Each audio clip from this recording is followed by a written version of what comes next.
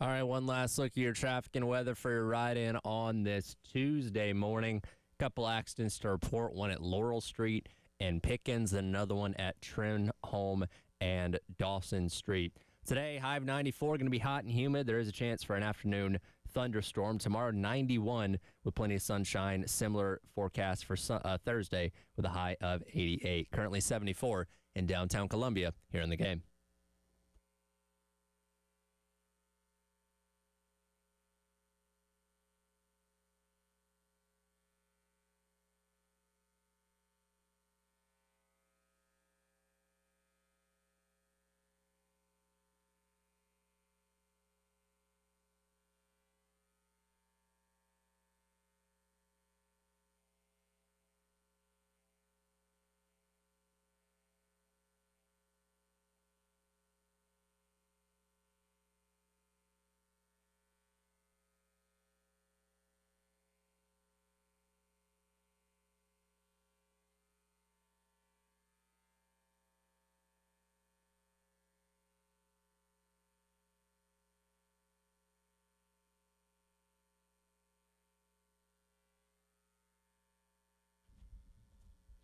Oh, 9 o'clock on your Tuesday morning. Welcome in.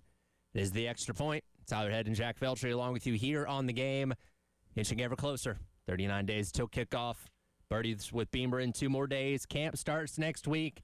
Can almost smell it, Jack. We're almost there. We are almost there, finally. We're into the 30s, which we're almost, we're still a little over a month away. I think it's as of this upcoming Saturday, it'll probably be 4 Saturdays, 5 Saturdays? I believe.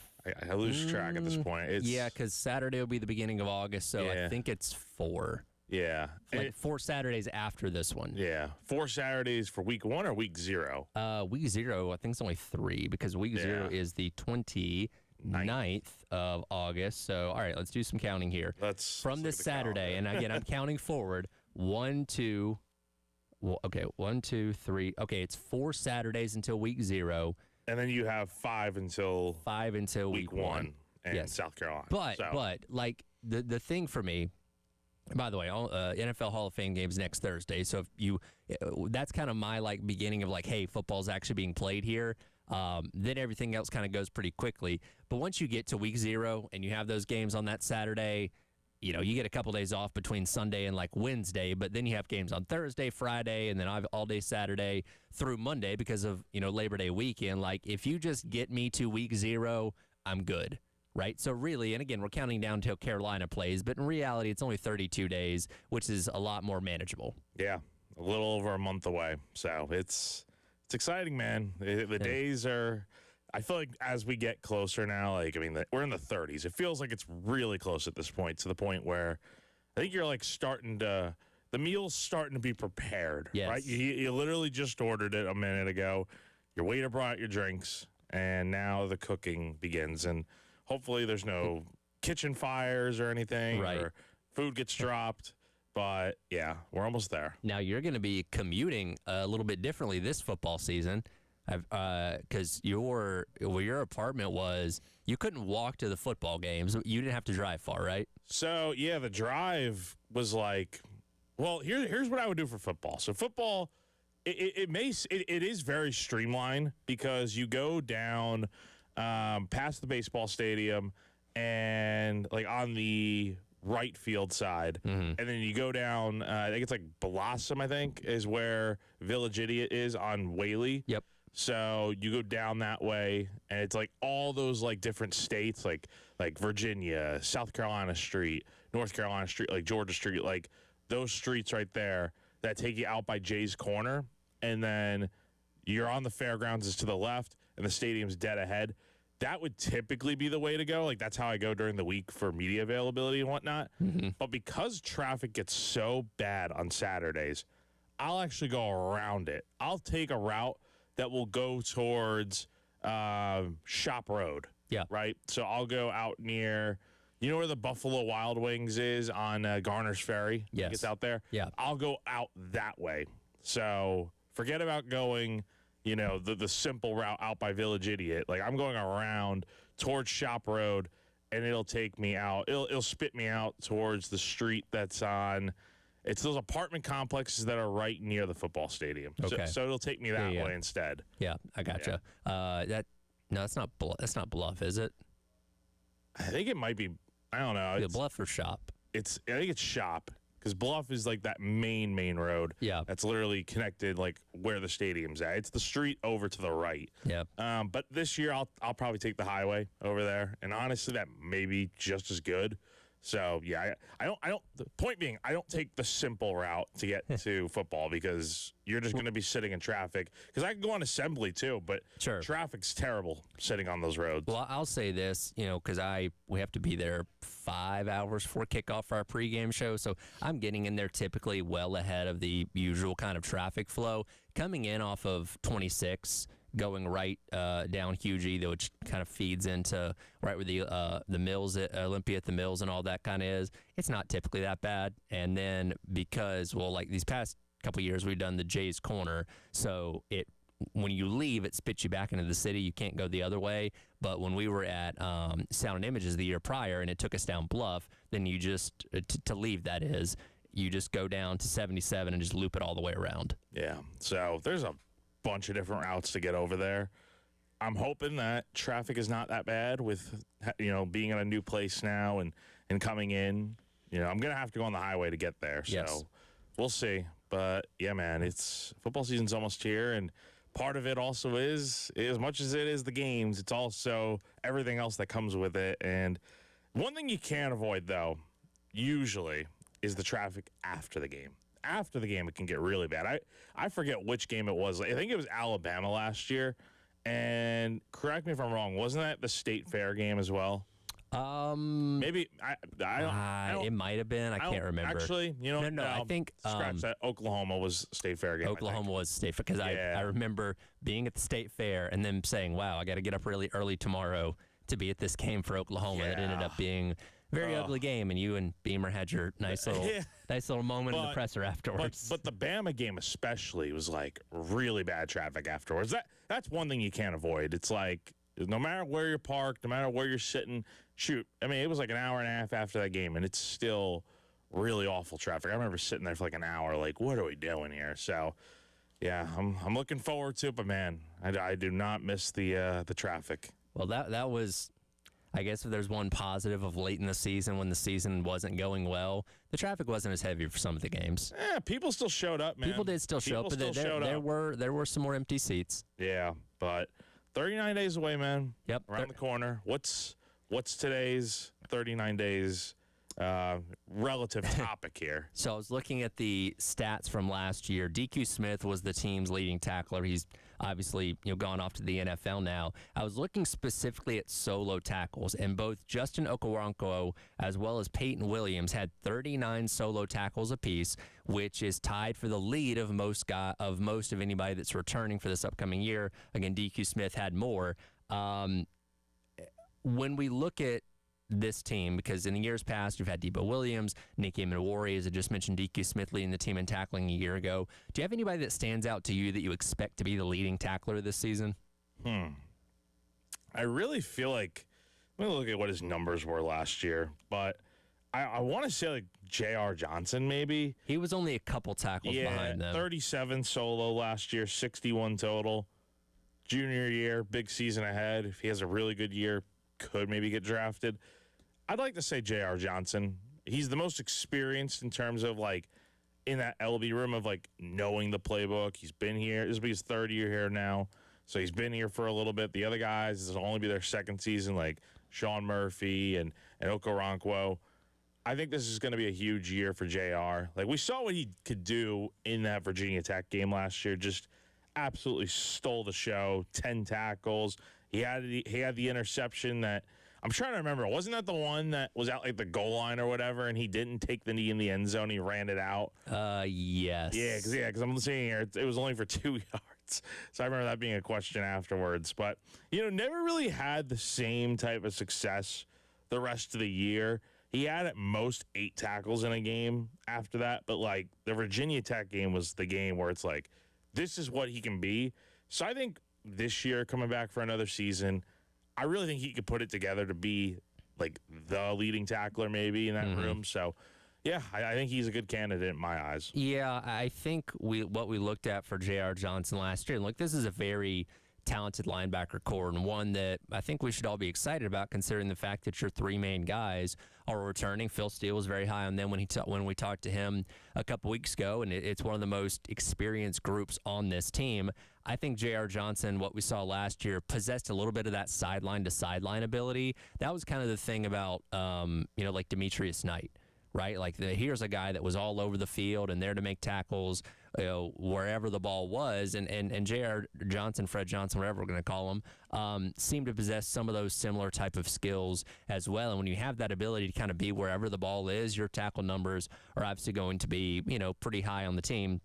And he finished third overall in total tackles, like you said, with 61, and then only a couple behind those other guys with 37 solo himself. So that wouldn't be a very big surprise. Again, anytime you have a really good safety, you're always going to have those guys in contention, as DQ Smith was as the leading tackler one season ago. So I think you can look at a guy like Peyton Williams as a very good option for being that. The other safety spot right now, it seems like it's going to be David Busey, right, at least to start the season. But there's a lot of belief that Jazavian Currents may end up taking that spot as the year goes along. That's not a guarantee, but that's just kind of the buzz that people have about him. So you're looking at potentially splitting a couple guys at that role. So I think out of the safety spot, Peyton Williams would have the best opportunity. So I'd probably, flip a coin between like Peyton Williams and J.R. Johnson is the best chance to be your leading tackler this year. So I would anticipate Peyton Williams starting at safety to begin the year, right? I think that just makes the most sense. He's a fifth-year guy. He's already been a starter before. He's a pretty good player with what you just brought up there. But here's the question: is you brought up Jazavian Currents, right? There's two safety spots. Who occupies the other one? Maybe I'm missing something off the top of my head. Isn't it Busey? Yeah, I guess it would be Busey. Yeah. I mean, do we see this kind of being like with Jazavian specifically? Like, remember, this may have been before you came aboard here, but 22, I think it was Nicky's first year as a freshman, Nicky Minwari. He didn't start that year in that first game, if I'm not mistaken.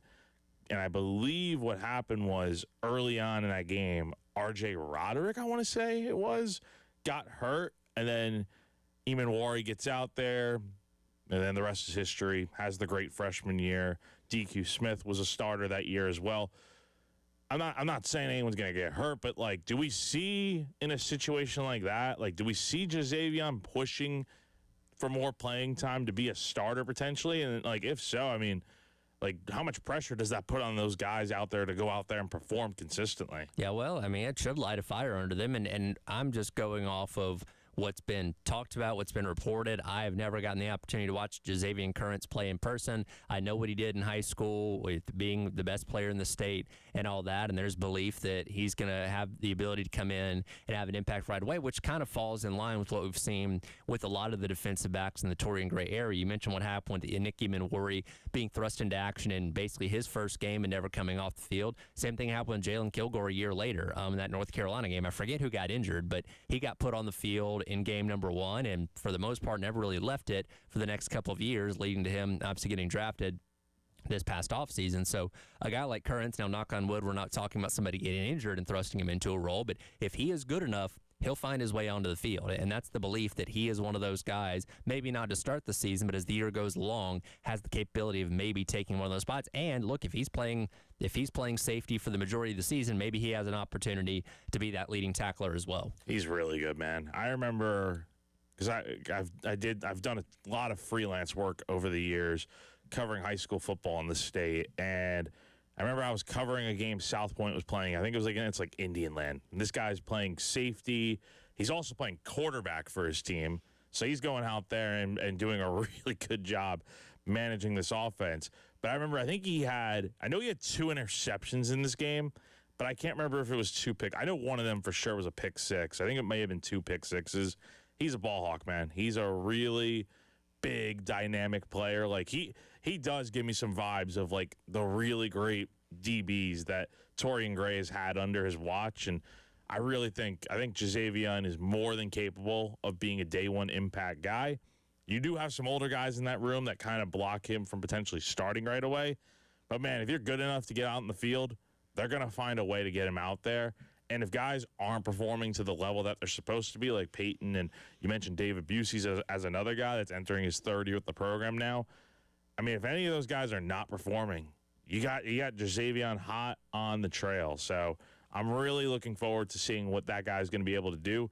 But I think we're also in for a good year for Peyton Williams specifically, like a guy that has earned the right to go out there and play. He didn't play much his first 3 years, only got one start. Last year he becomes a starter, and then this year, what does it become for him? He's the guy in that room until proven otherwise. Yeah, the most long-tenured Gamecock as well that we talked about last week at Media Days. One national talking head really believes in Carolina's ability to shock the college football world. We'll let you hear what he had to say coming up next. It is The Extra Point. Tyler Head and Jack Veltri on your Tuesday on The Game.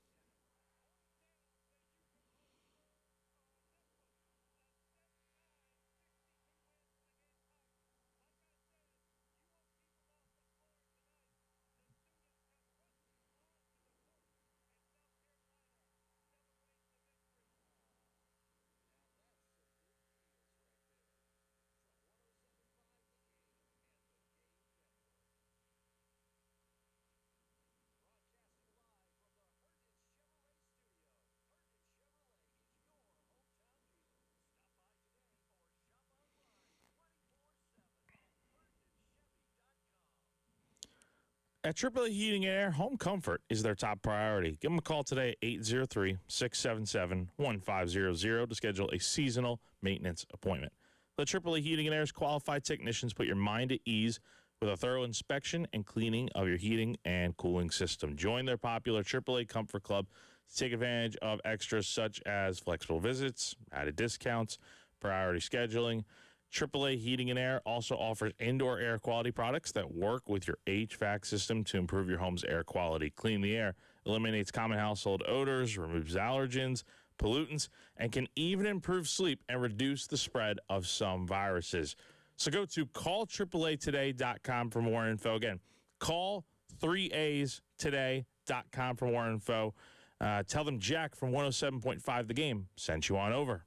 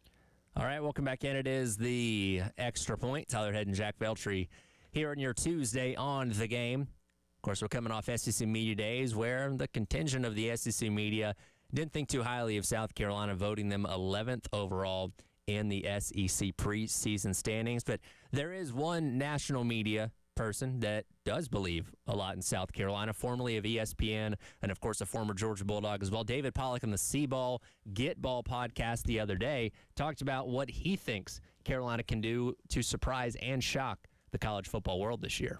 Why should you be excited if you're a South Carolina fan? Because you got game changers. Dylan Stewart can take over a game. Lenora Sellers can take over a game. Nick Harbor has game-changing speed. You make the adjustment this offseason. Lenora Sellers improves with a new OC. Kendall Briles is the offensive coordinator who's been at TCU. He was very, very good. The O-line was a huge weakness. South Carolina addressed it aggressively. Into the portal. 8 transfers on the offensive line. Headlined by Jacarius Peak from NC State, the left tackle. You've got dudes. You've got ability. You've got game changers. You better watch the heck out, man. This is going to be one of those teams, I think, that surprises people. They're going to be ranked at some point. They're going to be competitive in big games. They get a potential late season surge, man. Beamer makes some Beamer ball magic. 9 wins. Do they get there and get in the playoff conversation again? They were 2 years ago because of those game-changing guys that are still on the roster. So he really just kind of perfectly summarized the entire offseason for Carolina with the moves that have been made, the guys you haven't coming back, hit all the high points that we've been talking about for basically the past 7 to 8 months ourselves. But the part in there about surprising a lot of people, given what this roster is, given some of those guys that did come back, Sellers, Stewart, Harbor, the big threes we've talked about a lot, like, would this Carolina team really truly shock people if they ended up being good? Or would it be like, oh, wasn't expecting that, but okay, sure. It would shock the people that didn't pick them high in the preseason poll. Well, I don't know if shock's the right word, though, because shock is like, okay, when Vanderbilt won 10 games last year, like that was a shock, right? Like, oh my God. How about like pleasant surprise? Yeah, like, because shock to me is like, wow, never in a million years did I think that was going to happen, or I gave that a 0% chance of happening.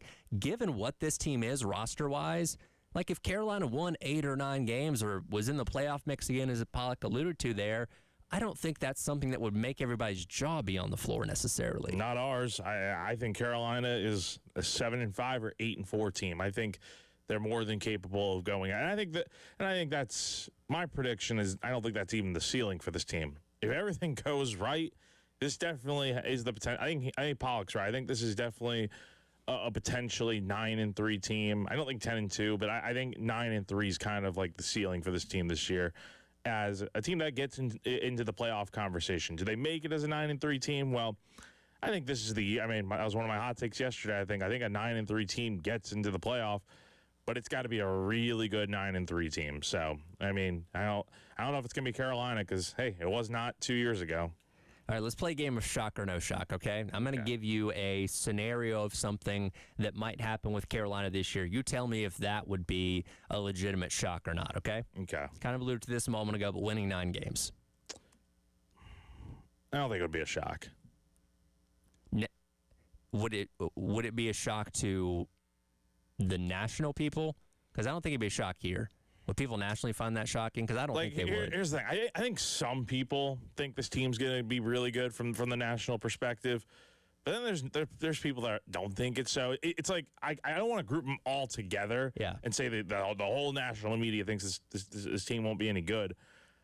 So, maybe it'll probably shock some people, but yeah, I can't speak for everybody. I go with no shock because, again, I just think this roster is so talented that people would look at it and say, okay, well, I didn't give them enough credit and they ended up being really good. Like, not like, oh, my God, that's the most amazing thing I've ever seen.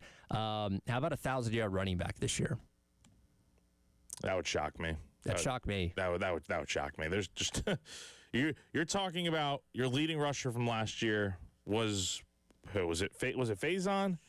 I think it might have been as far as running backs go. And dude, he had like 350 yards rushing. So yeah, we're talking about like 650 more yards on the ground to get this to 1,000.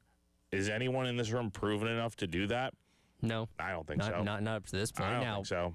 I think more realistically, it'd be more of a shock. I'll be shocked if they have someone get over like 600 yards, right? yeah. Well, and we think this is more of a committee type of running back room where, like, yeah, Rocket, got 80% of the carries, something like that, to where 1,000-yard season for him wouldn't have been shocking necessarily, but like, hey, Matthew Fuller running for 1,200 yards. If you told me that right now, I'd be like, well, first of all, great. That means we're probably going to have a pretty good season. But two, I'm like, I wouldn't have expected that going into the year. Like, what did he have last year? Let's take a look. He had 260 yards on the ground last year. A lot of that was on that one run against LSU. 72 carries last year. So he got his touches, but he really wasn't like that effective outside of the occasional run here and there. But I don't even think that's the type of running back Fuller is. I haven't seen anything that tells me he's going to be 1,000-yard rusher, right? Unless he's going to do what he did against LSU much more often. Yeah. But then South Carolina also has to give the ball to him more consistently. Because if I remember after that carry for that touchdown, they did not go back to him for a long time in that game. Like 2 whole quarters. I still don't get that at all. That's the reason why we have a new OC and a new running back coach. Exactly. So, but I don't think, yeah, I'd be stunned. Like that might be the craziest one you mentioned here. Shock or no shock, Carolina allows the fewest sacks in the SEC this year. Shock. Let's be real. They should be better this year in terms of giving up less sacks, but to go from worst to first, that would be really impressive. That might be more stunning than the whole running back thing we just talked about with 1,000 yards.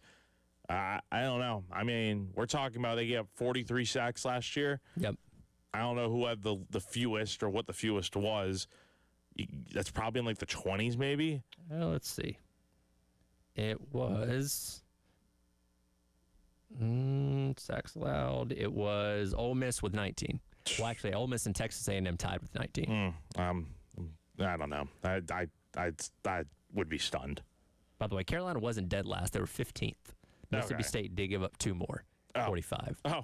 Good. But yeah, them allowing the fewest this year, great, but it would be shocking. Leading the SEC in takeaways defensively. I don't think that'd be a huge shock. South Carolina is usually pretty good when it comes to takeaways. So, yeah, that wouldn't shock me. Yeah, the Clayton White specials on defense are typically getting a lot of takeaways throughout the season, typically when they win a lot of games, too. So, yeah, it wouldn't be surprising at all. But, again, kind of going back to the main point, there's a lot of good with this team to where, yeah, they're being doubted right now, but them emerging, again, it wouldn't be the, oh, my God, I can't believe Vanderbilt won 10 games type of thing, or, Appalachian State upsetting Michigan. Those are shocking things that I don't think anybody saw coming.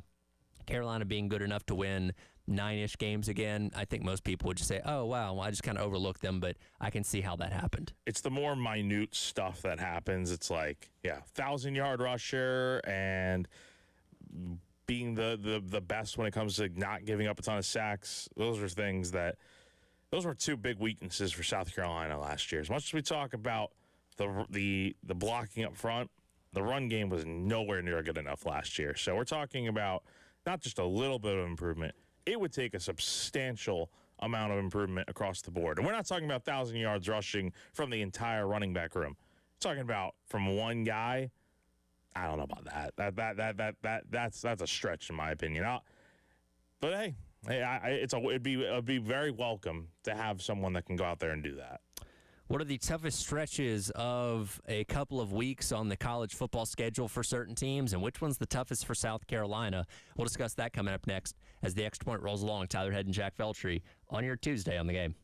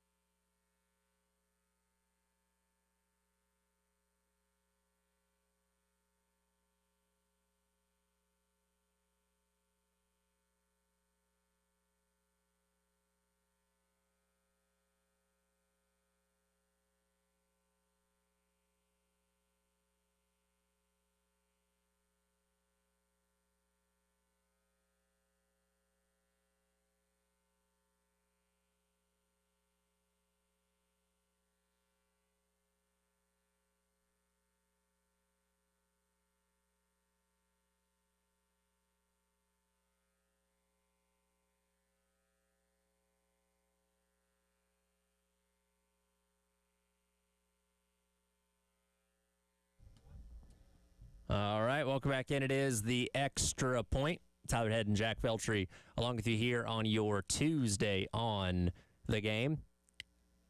So we get closer to the start of the college football season. We've been looking at not only South Carolina schedules, but a lot of teams' schedules, seeing who's got the toughest draws and who has got it easiest. And I was going through all the schedules in the SEC yesterday, Jack, and kind of reaffirmed that nobody's really got it easy. Everybody is playing some combination of multiple playoff teams or tough rivalry games, followed by another tough team. Nobody really got out easy this year in the SEC, it doesn't look like. No, not really. I did see something, though, and I don't have the exact number in front of me here, but I did see that a lot of the SEC teams do benefit from not having back-to-back like road games, which is really nice. It's usually like for South Carolina, they don't have any back-to-back road games this year, it's kind of rare, honestly, because it always feels like every year they have like the really big road trip. Like 2 years ago, it was Bama, then going to Oklahoma. There may have been a bye week in between, if I'm not mistaken, but yeah. So the schedule, I mean, it gets trickier though with 9 games. I think that's the trade-off though, is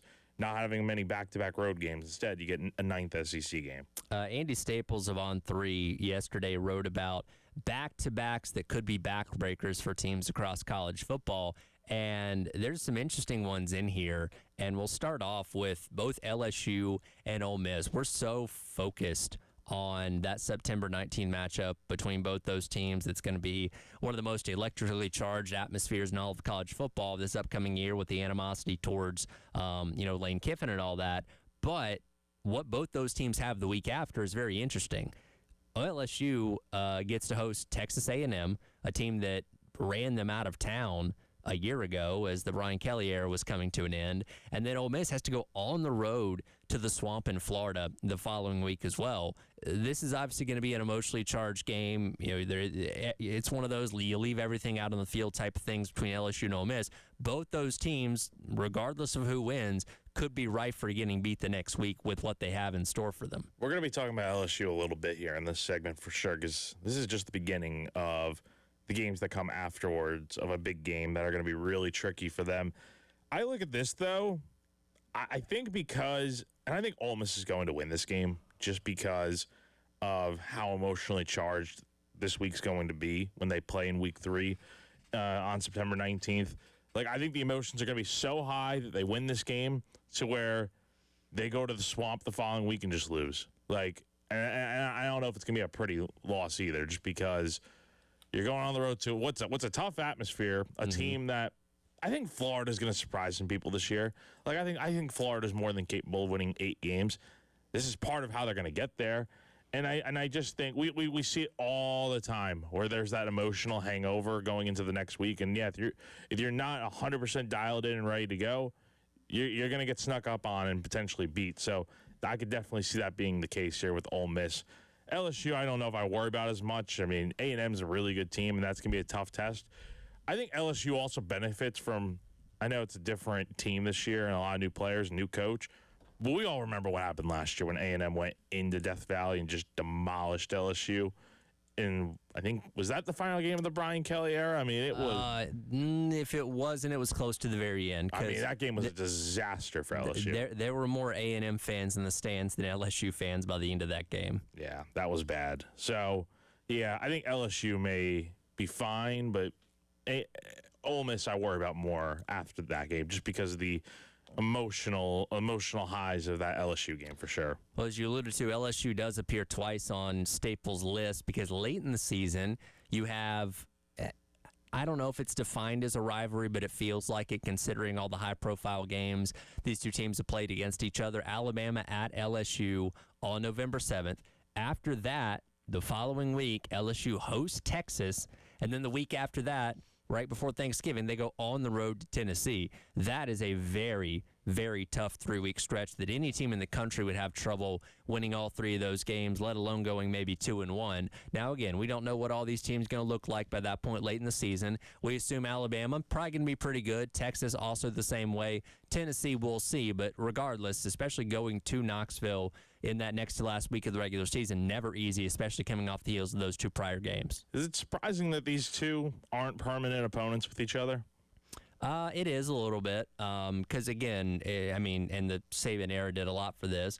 every single year this has been appointment television in the SEC, right? Because one of those teams was always in the mix for either the SEC or the national championship. I actually came across the clip yesterday of somebody put up the highlights of the game of the century from 2011, and I just remember the build and how big that game was. We didn't know we were going to get a rematch in the national championship, but yeah, it is kind of sad to see. That's one thing that the SEC wasn't able to preserve is this annual matchup between these two teams. Even though maybe the stakes aren't quite as high as they were during the Saban era, but this is still a game that's always going to command a lot of people's attention. Mm-hmm. So you look at, this is a really tough 3-game stretch for LSU.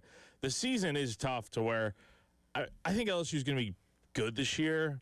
I don't know how good, but I don't see them necessarily being like national championship playoff contender. I think they're a team that go like 9-3 maybe this year. And it's this stretch right here that I think they're going to have a few bumps in the road. Bama at home, that's a really huge game. I think LSU may actually win this one.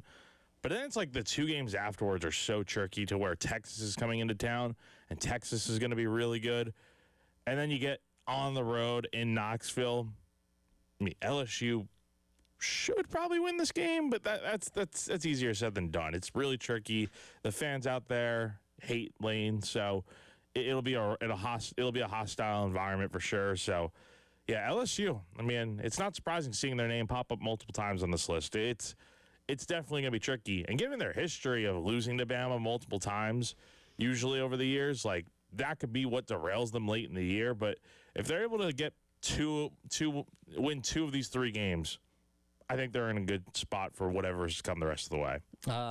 Would we say that for South Carolina, Tennessee, at Oklahoma, and then home against A&M, toughest 3-game stretch of the year for them?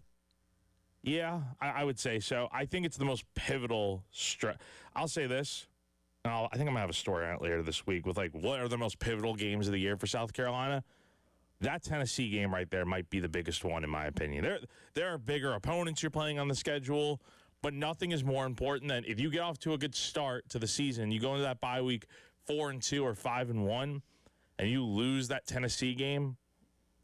Boy, I think you're in a really rough spot the rest of the year, given you go to Oklahoma right after that. A&M comes to town. You go to Arkansas. I don't think Arkansas is an easy handout win. I think that might be a trap game, honestly. And then Georgia at home, and then at Clemson, which is not usually that easy. I know Carolina's handled business there, but it has not been that easy. That Tennessee game is so important. But, yeah, I agree. That 3-game stretch right there, that's really going to tell us a lot about this team early in the year.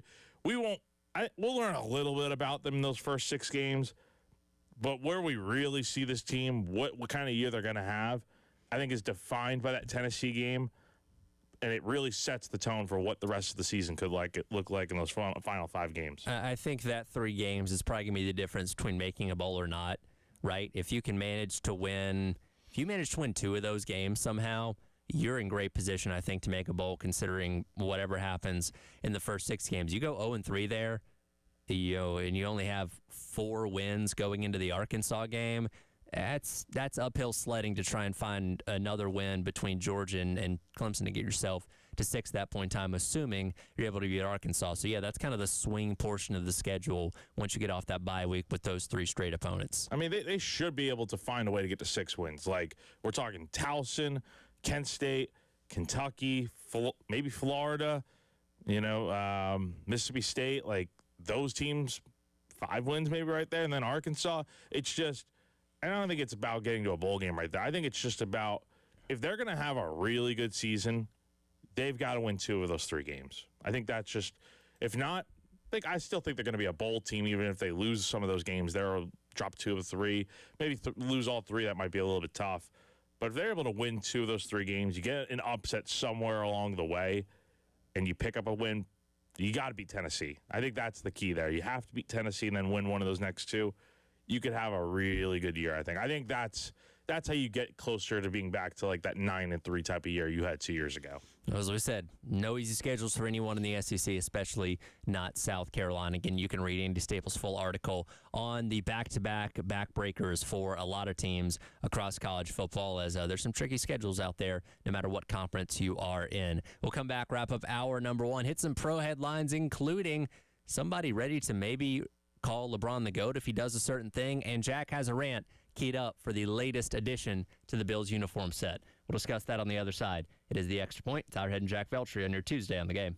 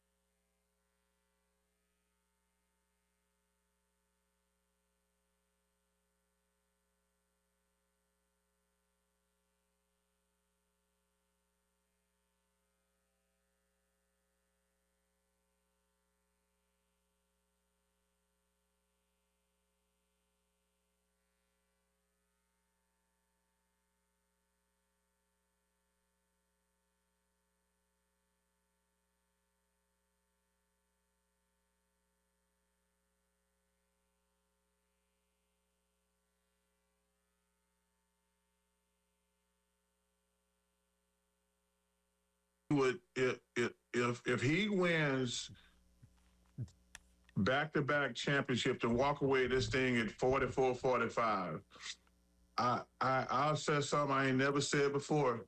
This dude, I think I just saw the greatest basketball player ever. Welcome back in. It is the Extra Point. Tyler Head and Jack Felcher wrapping up hour number 1 here in your Tuesday on the Game. That the voice of Charles Barkley on the Stephen A. Smith Show the other day, admitting, hey, if LeBron wraps up his career with 2 titles in the next 2 years as a Philadelphia 76er, Chuck would be willing to bestow the GOAT label upon him in this never-ending debate between Michael Jordan and LeBron, who's the greatest, who's the second greatest, and all that kind of stuff. Jack, have I shared my thoughts for you on this debate before? I think we have talked about it before. I hate it. I will never go down the rabbit hole of having this debate. Yeah, I do remember you mentioning if that. If Chuck wants to say LeBron's the greatest, congratulations. If Shaq wants to say MJ's the greatest, okay. I cannot sit and listen to those debates, Jack. It's too much. No, it is too much. I don't know which way to go. I'll say this. I think that's unfair expectations to put on LeBron that he needs to win 2 championships in 2 years with the Sixers. The Sixers haven't won a championship since 1983. So we're talking about a franchise that... Hey, Knicks hadn't won one in 50 years. Yeah, but they also won it without LeBron, right? True. So what's automatically going to be the difference here with the Sixers that just never seem to be able to get over the hump? So many things have to go right for the Sixers to win a championship here. And I think it's fair to expect that LeBron can do it. But we're talking about LeBron James at the age of, he's what, 40? So I think he's 41 right now. He's heading into his age 42 season. He'll be 42 on December 30th. And LeBron is still, even at his age, he's still one of the top 10 players in basketball, I think.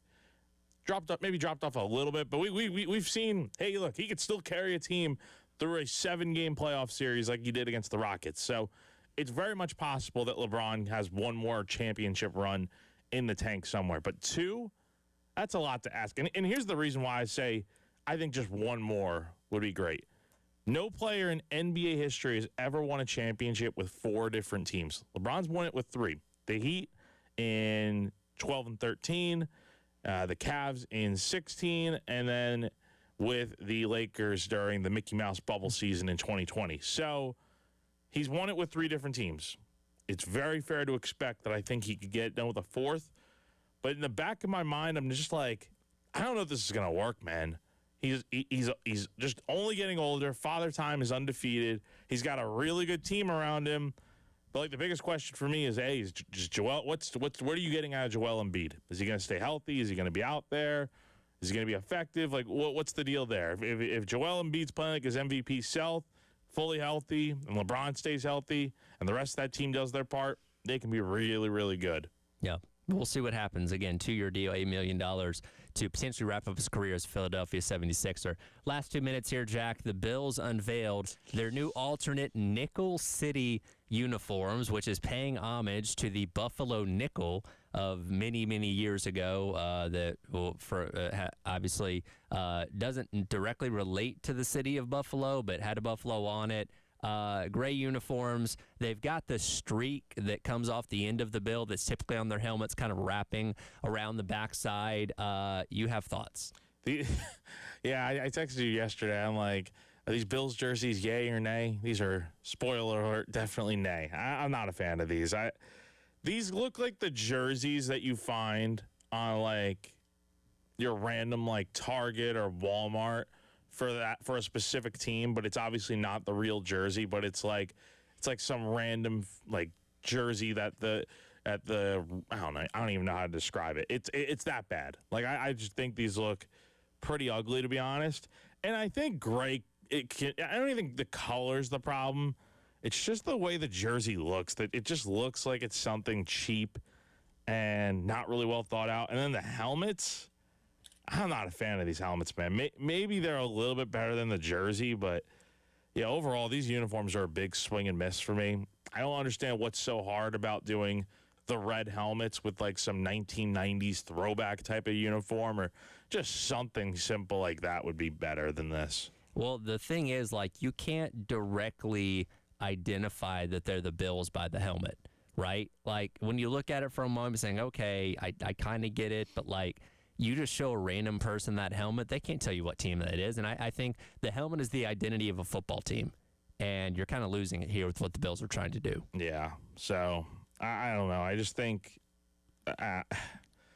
having the inspiration be like Nickel City or whatever, like cool. I've never heard Buffalo referred to as Nickel City. Maybe I'm missing something. Because it's not.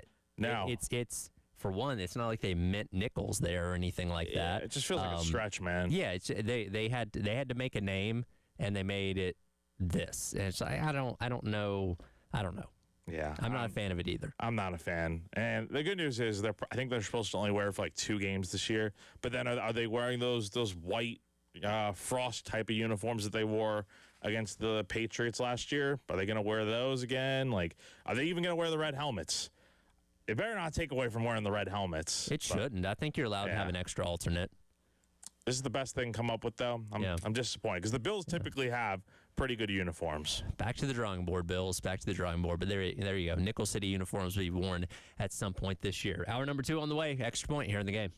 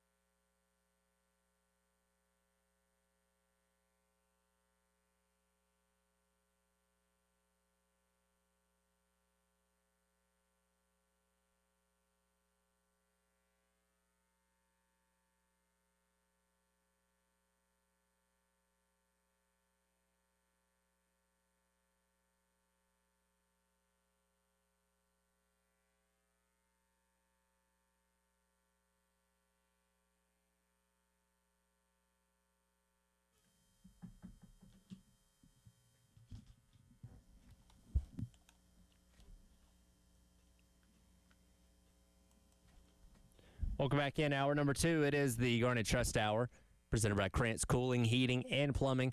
On your Tuesday, Tyler Head, Jack Feltry, Chris Clark along with you here on the game. Jack, are we cooled down after your rant? We good now? I mean, it wasn't even a rant. It was just like the uniforms just aren't good. Chris, you missed Jack's displeasure with the Bills' new Nickel City uniforms. The gray slop uniforms that they are. I just don't think they're very good. Let me look at this.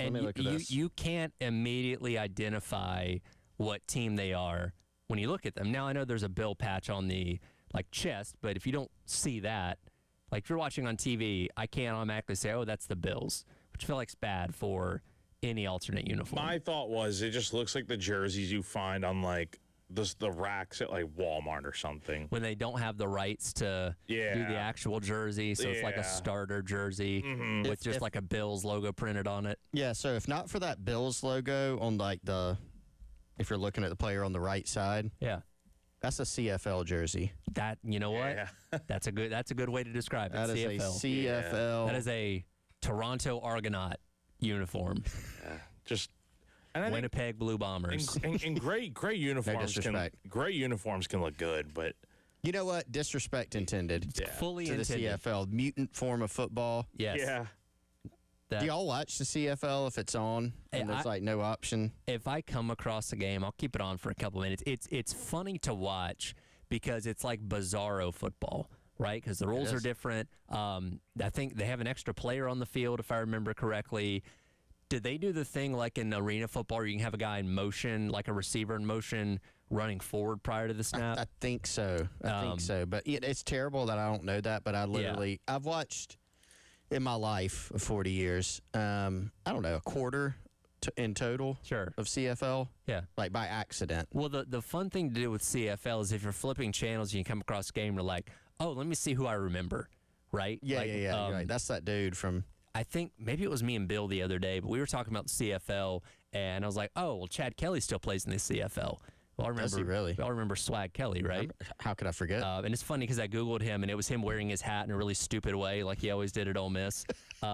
He's like won a Grey Cup. Forget who he plays for now, but he's still around there. You can usually find a couple guys you're like, oh, that's where that guy went in the CFL. One time I was flipping around, and Arena League was on. Let me look at this. And they're playing in a shopping mall. That was the championship game 2 years ago. Yeah. Yeah. They had it was down there. It's like the New Jersey or something. I envisioned that they took out the water fountain in the middle, and then they're playing, and then there's all you could stand on the balconies and watch an Arena League game. Yeah. Not only Bizarre. the biggest game of their season.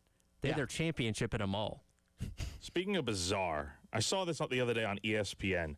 Did you guys have you guys ever heard of the Roof Ball World Championship? I've seen the clips of this, yes. Yes. So it's exactly what it sounds like, where you're throwing a football onto the roof of your house, and you're trying to catch it. I'm showing Chris the video. This was on ESPN News the other day. The type of thing we all did in the front yard or the driveway as a kid, right? You bounce a ball off the roof and try and catch it because you don't have anybody to play with. Game. This is where we're at right now in the thick of summer, where baseball's on, but other than that, Now this wasn't for ESPN 8 the Ocho, was it? I believe it was branded as ESPN 8 the Ocho, but it's on ESPN News. But they make it Ocho for one day every year where they show all the obscure sports. I feel like they've had it for more than one day though. I remember in the past it used to be branded as one day only, but I feel like occasionally you'll just see randomly ESPN 8 the Ocho's on. That was they also have the air guitar championship. Oh, I did not know about the that. Air guitar championship. They have that. That reminds me of so growing up, I lived kind of out in the sticks. I didn't have a lot of neighborhood kids. My brother was real young, so I would go play. I was both baseball teams. Yep. So I would throw the ball to myself, hit it. If I hit my roof, that was a homer. Okay. And so I'd hit the ball and okay, that's a single. That's a double. I'm keeping stats. Yeah. It's phenomenal. I'm glad I'm not the only one that did that. Now, I feel like a lot. I had friends. I'm not ashamed. I had friends in the neighborhood that were my age that I would play with, but if they weren't around, I'd go in my backyard with a football and I'd throw it to myself, kick it real high in the air, trying to punt it over trees, kick imaginary field goals. Like, I'd keep myself occupied for a while. For forever. Yeah. Speaking of baseball, we'd be remiss. It is the late Tommy Moody's birthday today. Is it really? I did not know that. Yes. So, man, miss that guy a lot. Oh, man. I think about him a lot. Especially now that I'm doing these, like, trivia questions and stuff with you guys where I'm, like, digging into the history. I'm like, man, I can't think of a, 49.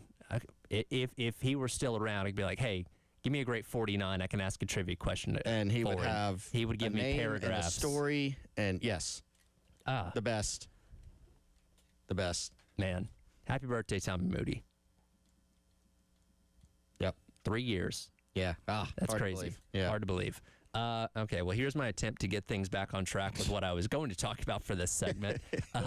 There was a lot of things we didn't get to last week with SEC Media Days, and some of that was the things that Beamer talked about with the local media there before he went into the main room after he talked to us on the radio. And one thing we didn't get to last week was probably one of the biggest topics we talk about or have talked about on this team for the past couple of years, leadership and maturity. And he spoke on this team's maturity heading into the 2026 season. No, not really. I mean, I think with this group, Rick, they've been a very mature group since they came back in January. There's a lot of, older guys on our team that have been around and they know what they want to get done. They've been very intentional about their work since January and for us, it's just continuing to work and stack days and just keep trying to get, better and better each day. But like the way that this group is working and proud of where they are right now. This is going to be a very experienced team that takes the field this year. When you look at what we project to be starters, we don't have a depth chart yet, and Lord knows don't make one or Beam will get upset about it until one actually gets released. But the guys that we assume to be starting at most spots are typically almost all juniors and seniors. Yes, could you have a Jazavian Currents come along and start at a safety spot as the season goes along? Sure. Or one of these other young guys, find his way? Maybe. But for the most part, this is going to be a team of juniors and seniors that have played a lot of college football either here or at other places on the field for the majority of the snaps on both offense and defense this year. Yeah, outside of like a spot here and there, like running back, I think maybe at the other edge spot, depending on like if it's Caleb Herring if it's Caleb Herring, he's an old guy, but if it's someone else, then it's going to be a younger guy at that edge position. But beyond that, like I feel like you look at every position on the roster, they pretty much have a junior or above, a guy with like 3 years of experience or more, and I think there's something to be said about that. Now, at the same time, I think that's why this year is so important because, yeah, you can go out there and get a whole new roster of those types of guys next year through the transfer portal, but you have a lot of guys returning for what could be their final seasons at South Carolina, like guys like Norris, Nick, Dylan. Those are the names you think of first as like the big three of the team. Like those guys, this could all be their final season at South Carolina, as well as a handful of other guys that are entering their senior years and whatnot. So this is a really important year, and it's not too often you get everything to line up to where, yeah, you are not lacking experience at this point. So I did an analysis on Gamecock Central the other day. Tyler, did you see this? Yes, typically, I did. Were you surprised by the results of how? So what I did basically, I should say that, so I'm not burying the lead. I looked at, all right, the game one starters for 2024. Mm-hmm. And there ended up being some differences. Like JT Gear actually started game one at edge. Dylan Stewart got in the game. He took over. But generally, I took the game one starters on offense, the game one starters on defense. And then I compared them to, and this is all we can do right now, this early, like project. Like we know some starters on offense and defense. Some of them are a little bit up in the air. So I kind of took my best stab at it. And the reason I did 2024 as opposed to last year is because, well, this team has been kind of compared to 24 in terms of experience, depth at D tackle. 24 is obviously the type of year you want to get back to in terms of results. And so the results were the offense, again, using projected starters and game one starters, had about 3,000 more snaps combined offensively of returning experience. The defense, little less experience. The 2024 group combined among those guys had taken 14,421 career snaps as a group, which is a big number. This season is about 9,500. So still an experienced group, not quite 2024. I was a little bit surprised by the offense, maybe. I think I just didn't realize that. Like like I knew it, but until you get into the numbers, that group was really, really experienced. Of course, a couple of the guys that ended up playing more later were seniors. Delvon Campbell, stepped in. He played a lot late. A couple other guys stepped in at receiver, et cetera. But again, just using game one. But I thought that was interesting. It did drive home the point that this group has a good bit of experience coming back. And to your breakdown on Gamecock Central the other day, the one thing that really stands out to me is how much more experienced the offensive line is. Going back to 2024, Torricelli Simpkins was the only guy that had more than 2,000 career snaps playing on the offensive line. A guy in Josiah Thompson had 0 snaps. Case Newton only had a few because he dealt with injuries. Going into this year, you have a Shed Surratt who only played 1 season last year on the low end, 477, but peak Poku above 2,000. Carter Miller almost there at 1993. And Ake Purvis, who's played a couple seasons at 802 snaps. So, and again, this is just a projection of what we think the offensive line is going to be. In terms of the 5 starters, much more experience than even what that unit was a couple years ago that had its own ups and downs, right? They weren't perfect by any means. I think we would maybe take them slightly over what last year's unit was because that was really, really bad. But I'm hoping that amount of experience, even though it's not all here, not all playing together, translates to this offensive line being better this year. And that's the thing is that it's going to be a new group this year, right? It could end up being all 5 new starters from different schools. And they've all been here since January, so you would hope that they've got some level of chemistry and trust with each other. Obviously, I think part of that, you can do as much as you want during the summer, hang out together, team bonding, all that stuff. At the end of the day, when you're in game, you have to be able to trust that the other guy next to you is going to be able to block. He's going to pick up his assignment, yada, yada, yada. You got to really hope that it all comes together in a game because you can have all the chemistry you want during the offseason, but we've seen where that's gotten South Carolina over the last few years with really rough numbers up front on the offensive line. So I think it just comes down to, okay, how good are these players really that you're bringing in? Yeah, I mean, that's why, like, also yesterday ranked the positions on this team. And, like, do I think the offensive line is going to be better? I do than last year. And part of that is low bar to clear. I think this group will be better. Even if they were somewhat solid last year, I think it's a group that can take a step forward. But it's kind of like a prove it type of thing, Yeah. And, there's some reasons to feel encouraged because they do have a lot of experience. They need to stay healthy there for sure. You've got a new scheme. You've got a new group of offensive line coaches with Randy Clements leading it up, of course, and then Jason Smith, who's very important to what they do up front. But, if you're someone who says you got to prove it first, like I'm there too. I get that. At the same time, so much has changed. You're really looking at probably 4 of 5 starters being brand new. You're looking at a new scheme. You're looking at new coaches. There's so many changes that, it gives you a reason to think that this thing could be better. And do they have to? I don't think they're going to be elite. Do they have to be elite? No, I don't think they have to be elite to have success.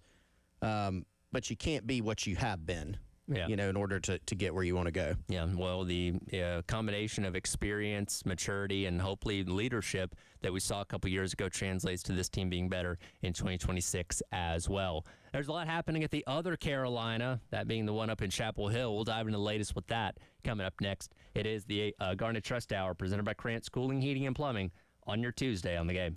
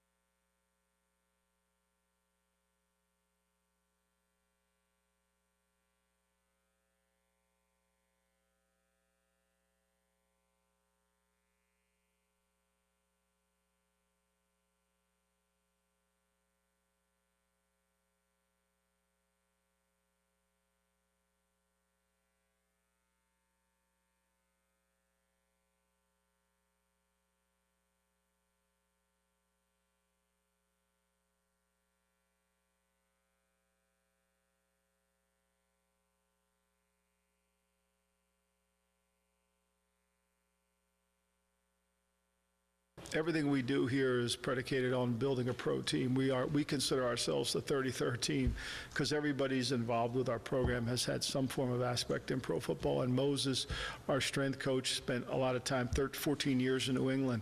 You know, training is different for football than it is for other sports. You know, you need lower body strength.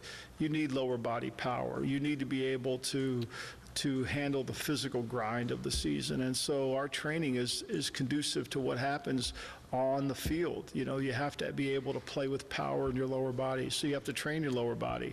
Welcome back in. Garnet Trust Tower, presented by Krantz Cooling, Heating, and Plumbing. That, the voice of Michael Lombardi, the general manager for North Carolina football, all the way back in February of 2025, after both he and Bill Belichick had been hired by UNC to come in and revitalize their football program. Well, they haven't done much of that. Disastrous season last year. When we learned yesterday, the Michael Lombardi has been placed on paid administrative leave by the university after a human resources complaint was filed by a former UNC front office employee. We know no further details. We don't know if they're going to fire him, if he's going to come back from this, whatever it may be. It's just the latest chapter in a long line of just over a year of a lot of weird and odd things that have happened in the Bill Belichick era so far at the University of North Carolina. This Michael Lombardi being his right-hand man from his time in the NFL.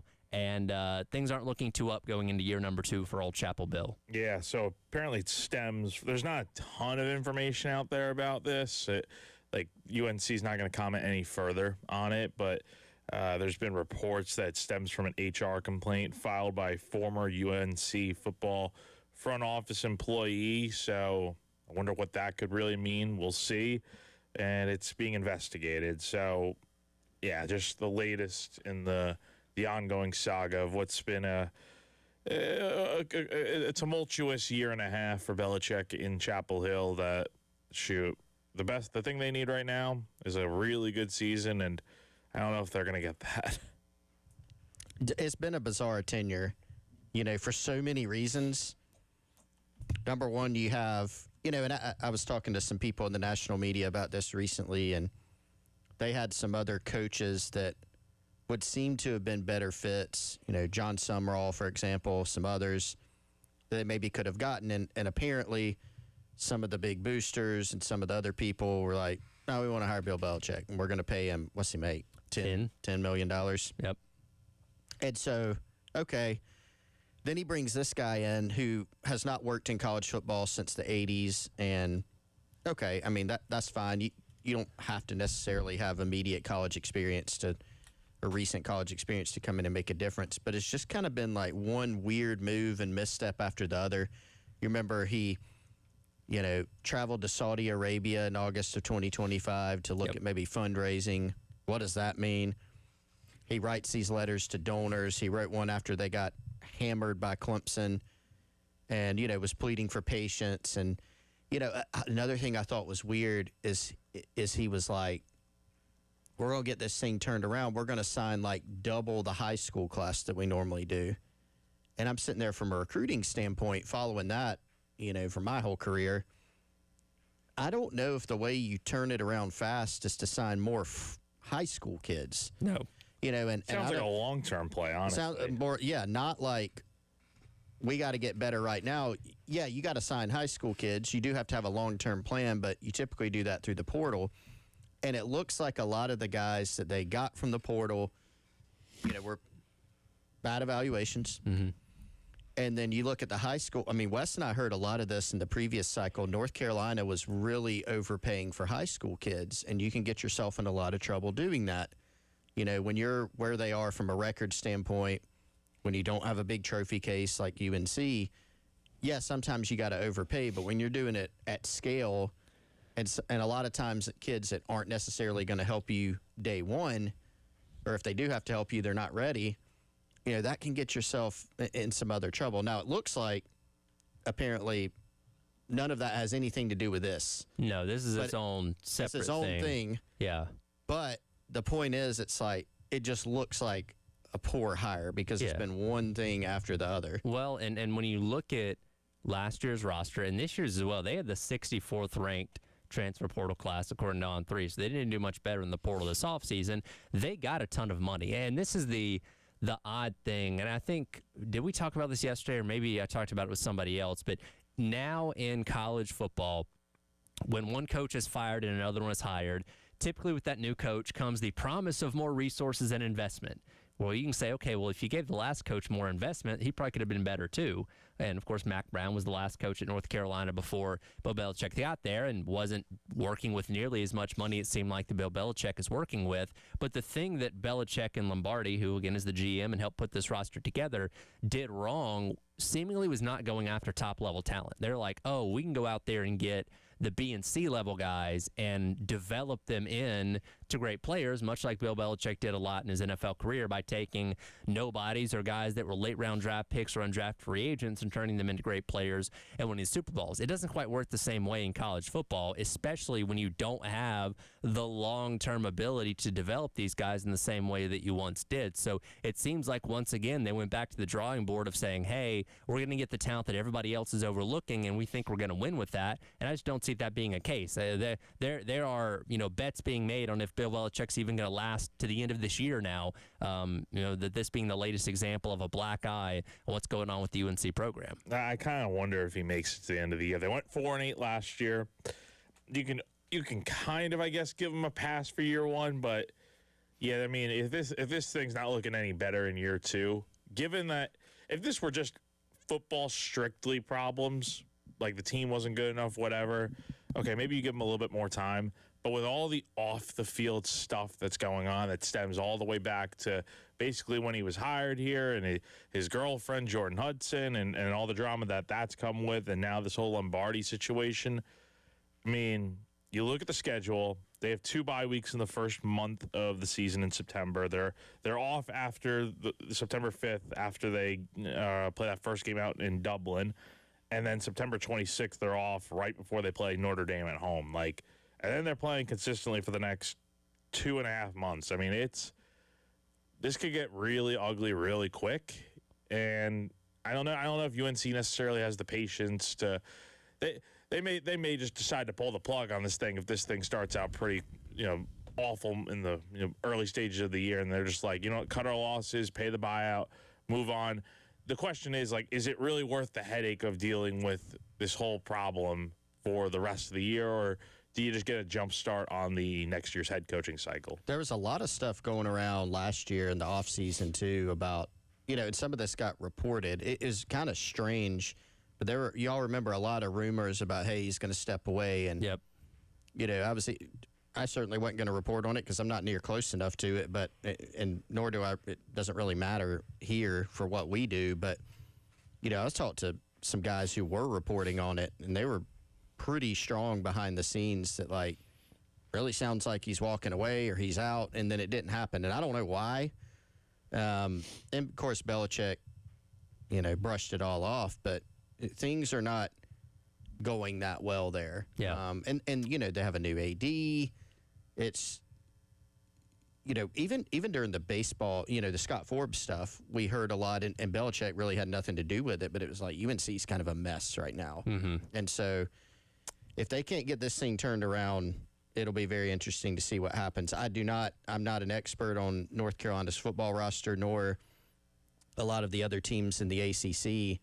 But when you look up and down the schedule, you can get a sense of they're going to have to be a good bit better to get some wins here. I have a question to ask about the Bill Belichick tenure and our thoughts as sports fans overall. Why do we root for successful people to fail? And we're going to answer that question, or try to, on the other side. It is the Garden Trust Hour presented by Krantz Cooling, Heating, and Plumbing on your Tuesday on the Game.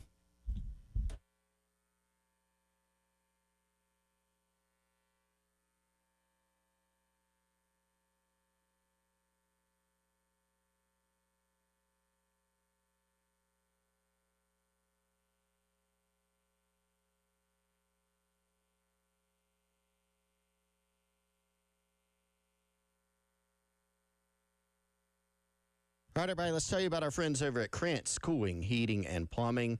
As always, the presenting sponsor of the Garnet Trust Hour on Tuesdays and Thursdays.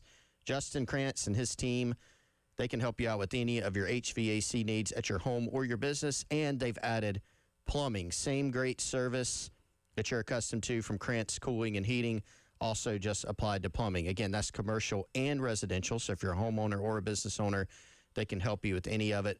They've been serving the Midlands since 1983, and I can personally attest to how awesome they are. Wes and I have both had Krantz and their team out to our homes for plumbing and HVAC maintenance, new installations, repairs, maintenance.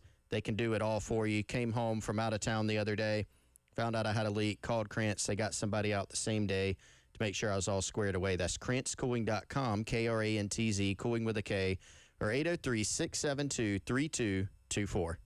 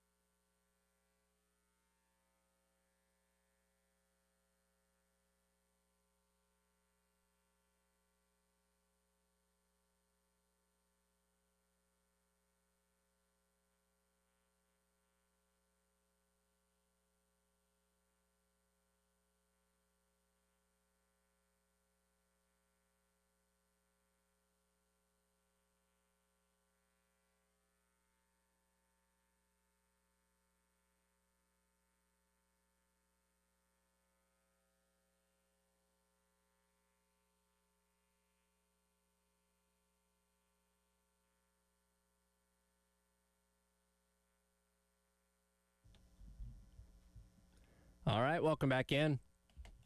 Garner Trust Hour. Tyler, Jack, and Chris here on your Tuesday on the game. Last segment there, we talked about the latest going on in Chapel Hill with Michael Lombardi being placed on paid administrative leave for the HR issue. What that is, again, we don't know. We'll see if more details end up coming out here in the future. Regardless, Bill Belichick is going to start season number 2 at the helm of North Carolina coming up in 32 days. And through year number 1, where they went 4-8, as Jack mentioned a moment ago, with all the controversy with his girlfriend and all the other things, the way, he was treating players, apparently some of them he wasn't even talking to during the week, and all that kind of stuff. It feels like the collective public of college football is enjoying watching this whole thing crash and burn. Is that fair to say? I would say so. I think it's.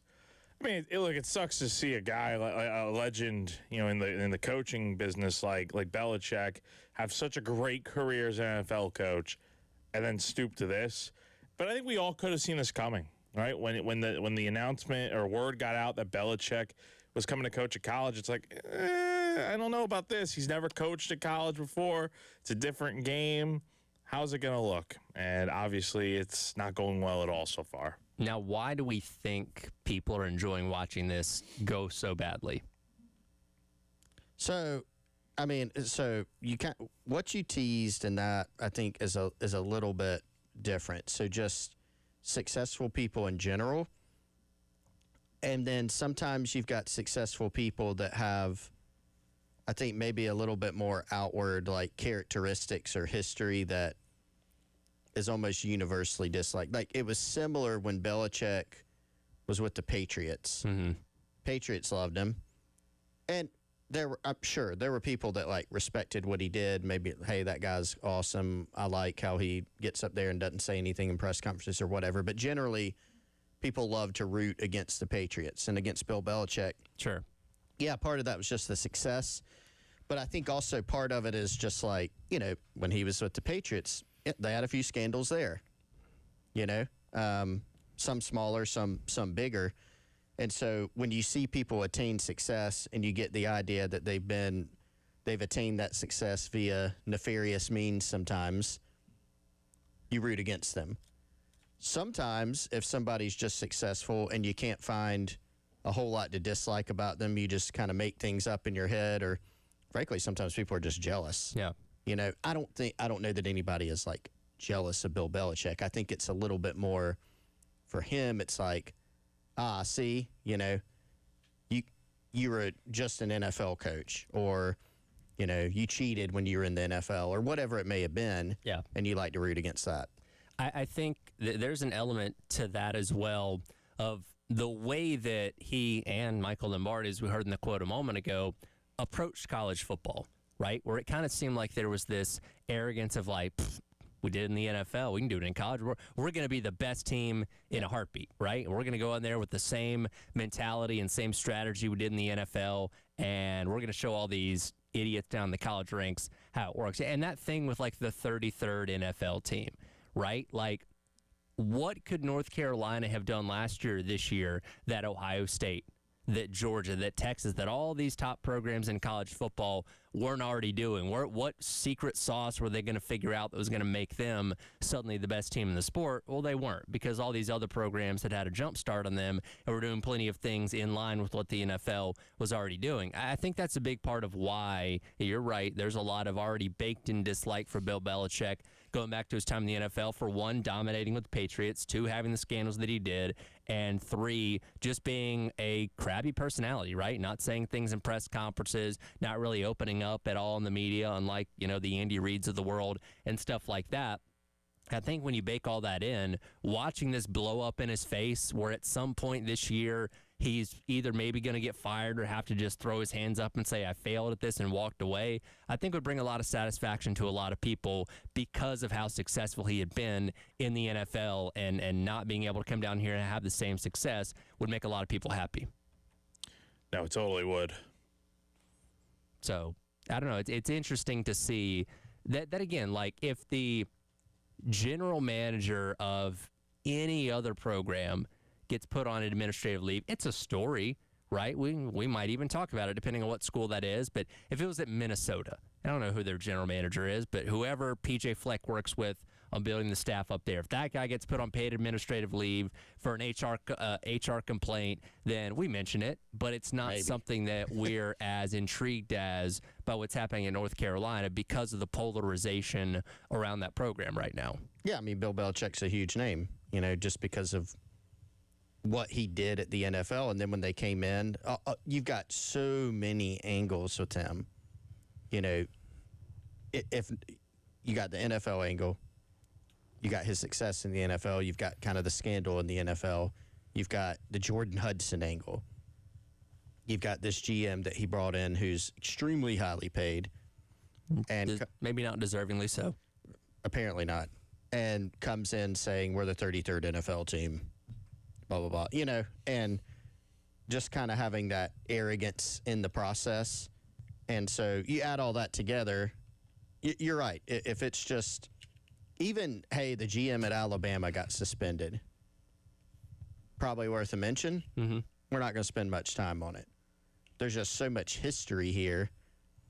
And, I mean, I would imagine we don't write anything about Bill Belichick on Gamecock Central, but I would imagine on the national level, like On 3, our UNC side inside Carolina, if they write stories about Bill Belichick, they probably click.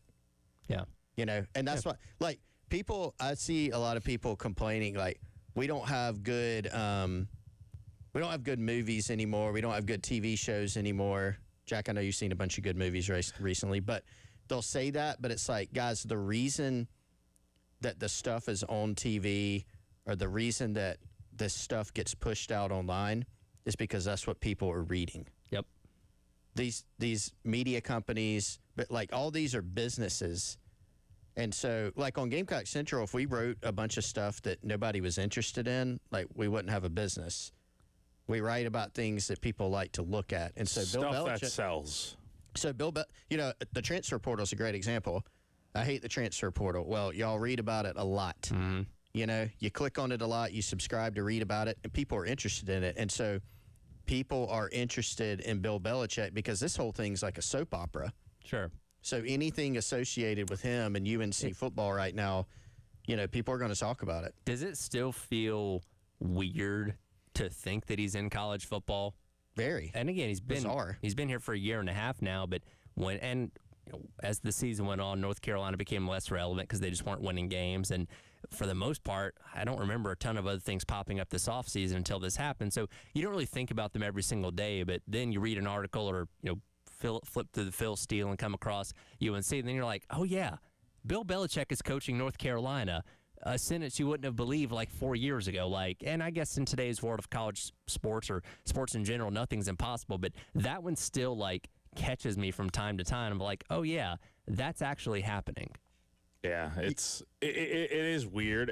I think it's even more interesting that it's like he seems very set on like seeing this thing through. He feels good about where they're at. But I don't know. This just feels like it was doomed from the start. And I think the other part of it is he's also old. I mean, he's in his 70s. Well, he's older than Mac Brown, who they fired. That's the other thing that I don't think gets talked about enough is like, yeah, like he's never coached a college before. And yeah, he's only been in the NFL, but it's like he's also very, you know, he's older than Mac Brown, like you said, Tyler. So it's just, I don't know. I mean, I do genuinely wonder if he makes it through this season, and like how soon is UNC willing to pull the plug on this? Because I feel like time is really ticking at this point to where it's only a matter of time before something happens. Well, you know, it's never a good idea when your athletic department and your boosters are conducting two different coaching searches at the same time. You mentioned Summerall being a candidate when this job was open a couple of years ago, and I was listening to Andy and Ari of On 3 yesterday, and they said that when he caught smoke that there were two different coaching searches going on, he's like, nah, I'm not getting in this mess. And I'm sure there will probably a lot of other coaches too. So I'm interested to see how far back, if the Belichick era does come to an end this year, how many steps back has North Carolina taken as a program? They're going to have to try and rebuild with whoever the next hire is going to be after this. When you say two coaching searches, do you mean like one conducted by the administrative staff and then one conducted by like the boosters? Yes, that's what was happening. Jeez. Yeah, the boosters are the one that essentially brought in Belichick, from what I understand. Yeah. That they're like, hey, we want to get this guy. He's available. He's not coaching right now. And The university was going the other route, and it's just I'm sure there'll be a nice 30 for 30 on it at some point or whatever. But, yeah, there were 2 coaching searches happening simultaneously, and smart coaches that caught wind of that are like, yep, I don't want to get involved in that. Yeah, Summerall played his cards right. Yeah, and he's at at Florida. job. Yeah. Yeah, smart. Good decision. I think he's in a much, much better place. We also learned a little something extra about John Summerall the other day coming away from SEC Media Days. Tell you about that coming up next. It is the Garnet Trust Hour presented by Krantz Cooling, Heating, and Plumbing on your Tuesday on the Game.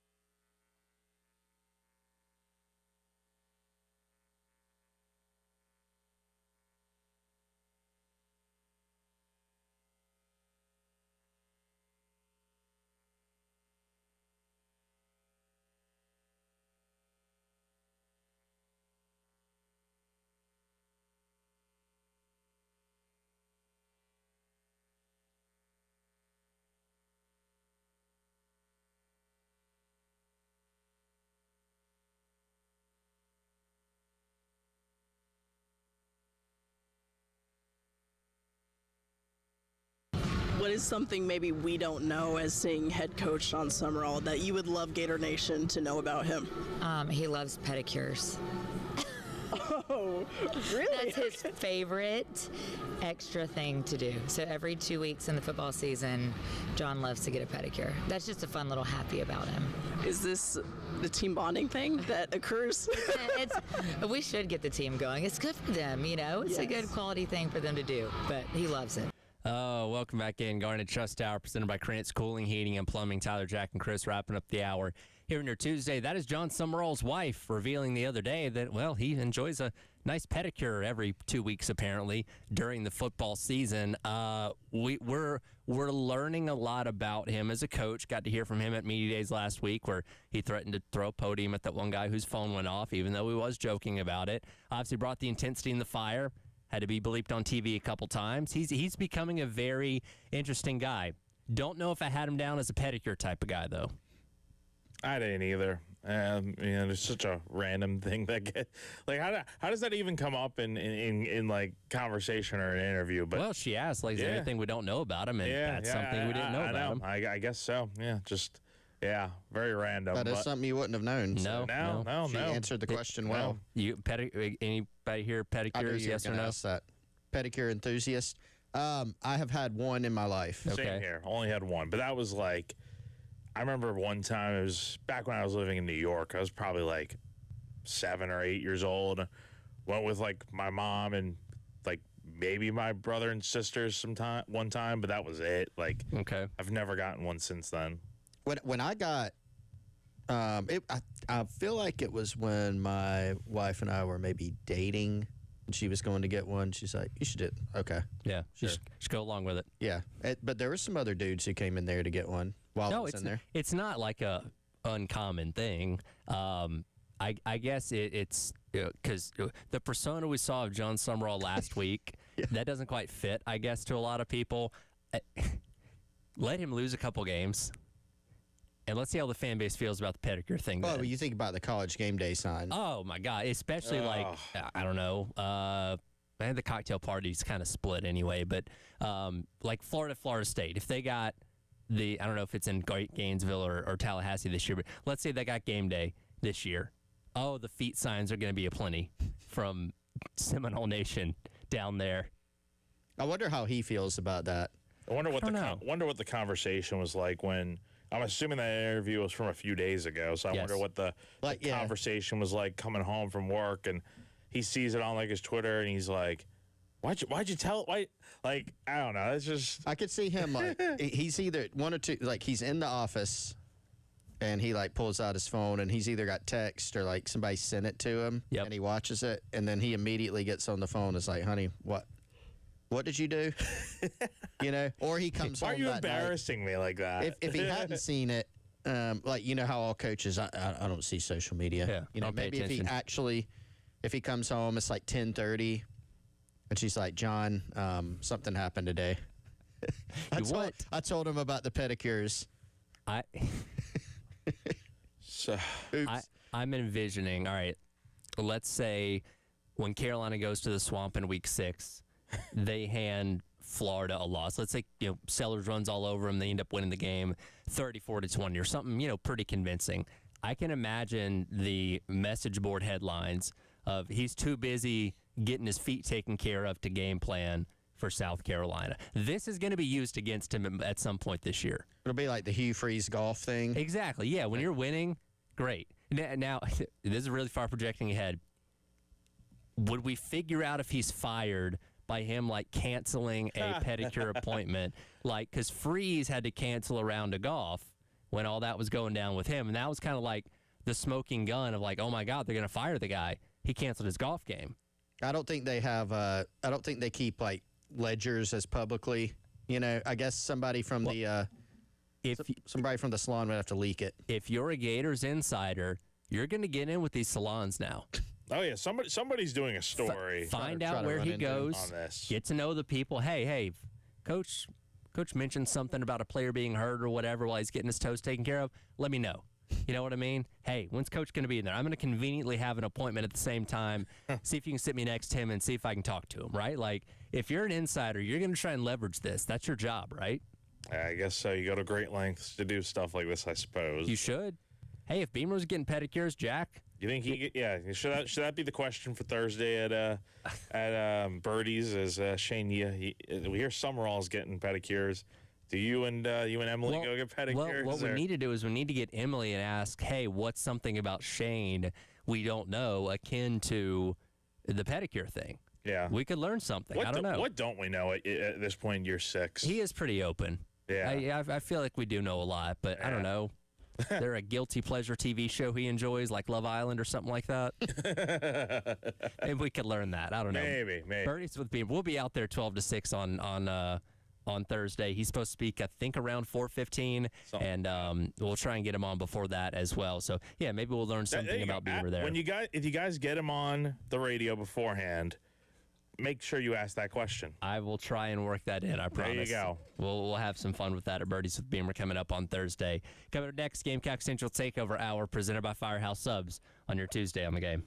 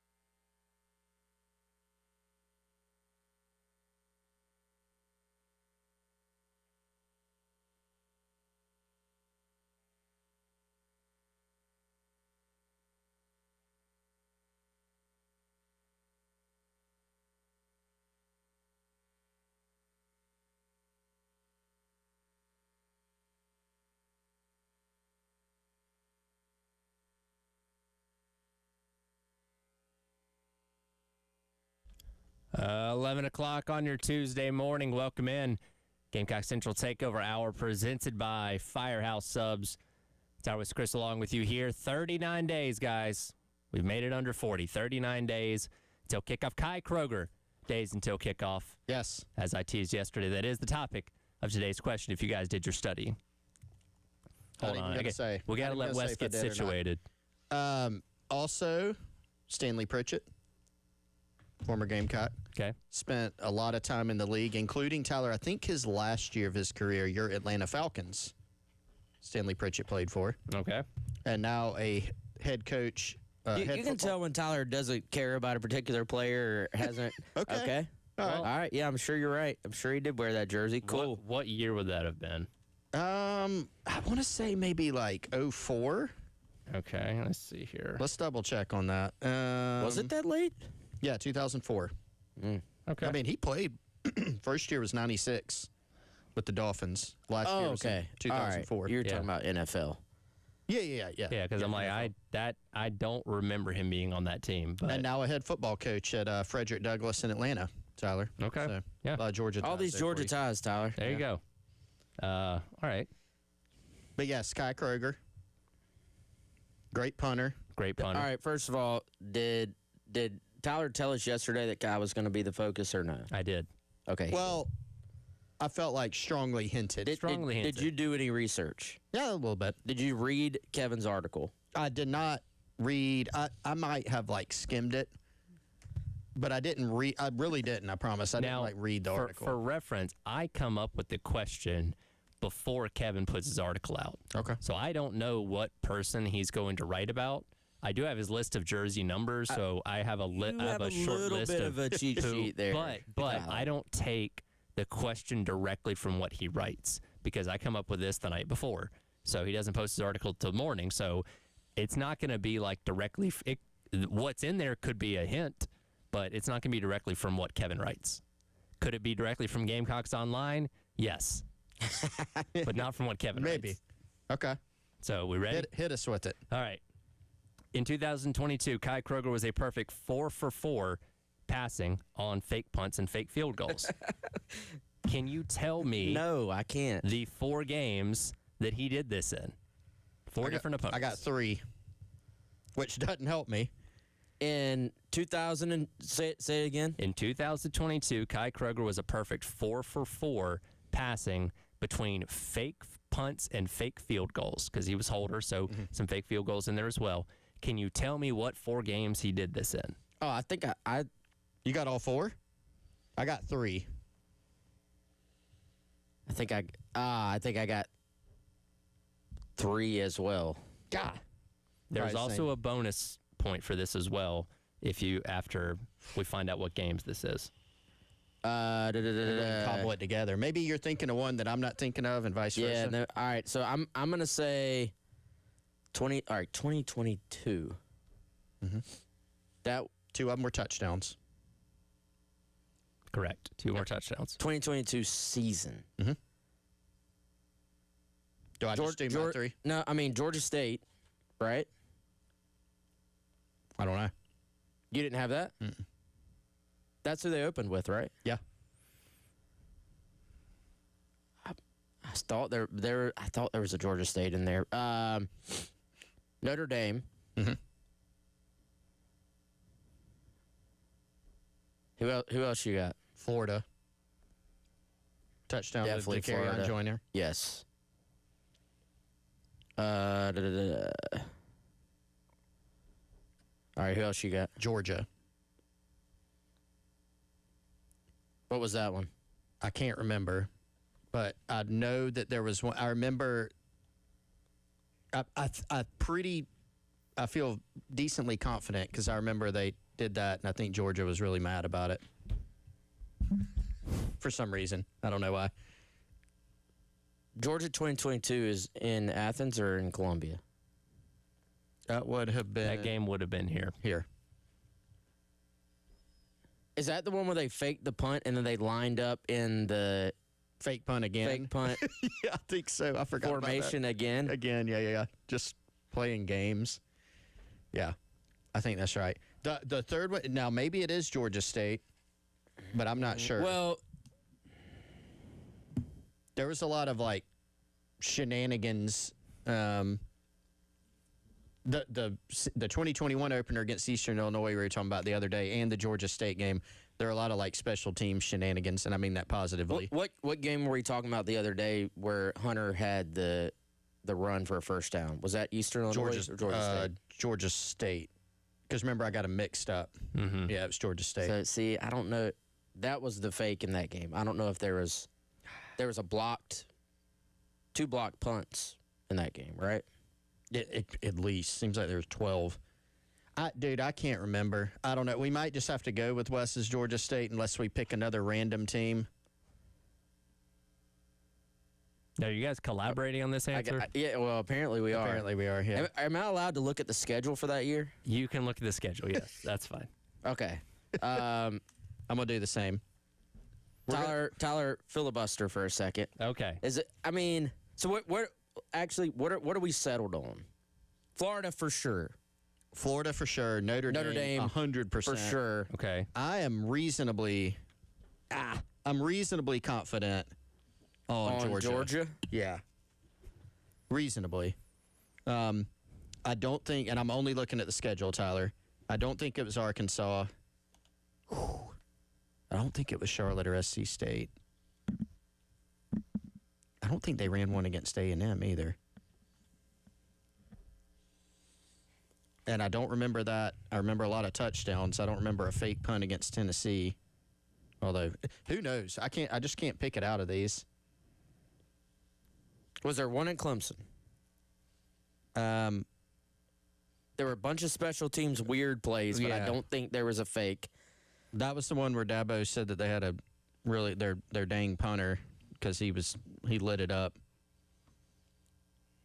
I'm gonna pick a random game, and I have about a 5% confidence on it, but I'm just gonna pick it for my fourth. I'm gonna say Missouri. Okay, so what are our four answers here? Well, okay, all right. You're gonna say Missouri. Yeah, so just pick another one. So I'll just not confidently pick Georgia State. Okay. Yeah. So for me, so all three of us have Florida, Georgia, Notre Dame. Okay. Both of us have that. Not all three of us. Well, Tyler does. I know he has the answer. Yeah, Tyler has it. Yeah. He created this. So madness. Wes has Georgia State. I have Missouri. And Okay. I don't feel confident at all. Now I'm wondering if it's Vandy, but I feel like I locked in Missouri. Answers Let's go locked with in? it. We confident with what we got? Or Yeah, somewhat let me confident? throw out one more thought. Okay. I feel like they do some shenanigans when they're just beating up on teams to like throw something at other opponents to prepare for. Yeah. So I was like, did they do that to Charlotte or SC State? I feel like they always kind of throw something at opponents. And the fact that there was already a fake field goal that was not Kai against Georgia State. Mm-hmm. I feel like there's maybe a fake PAT, that, like just a random number in there, man.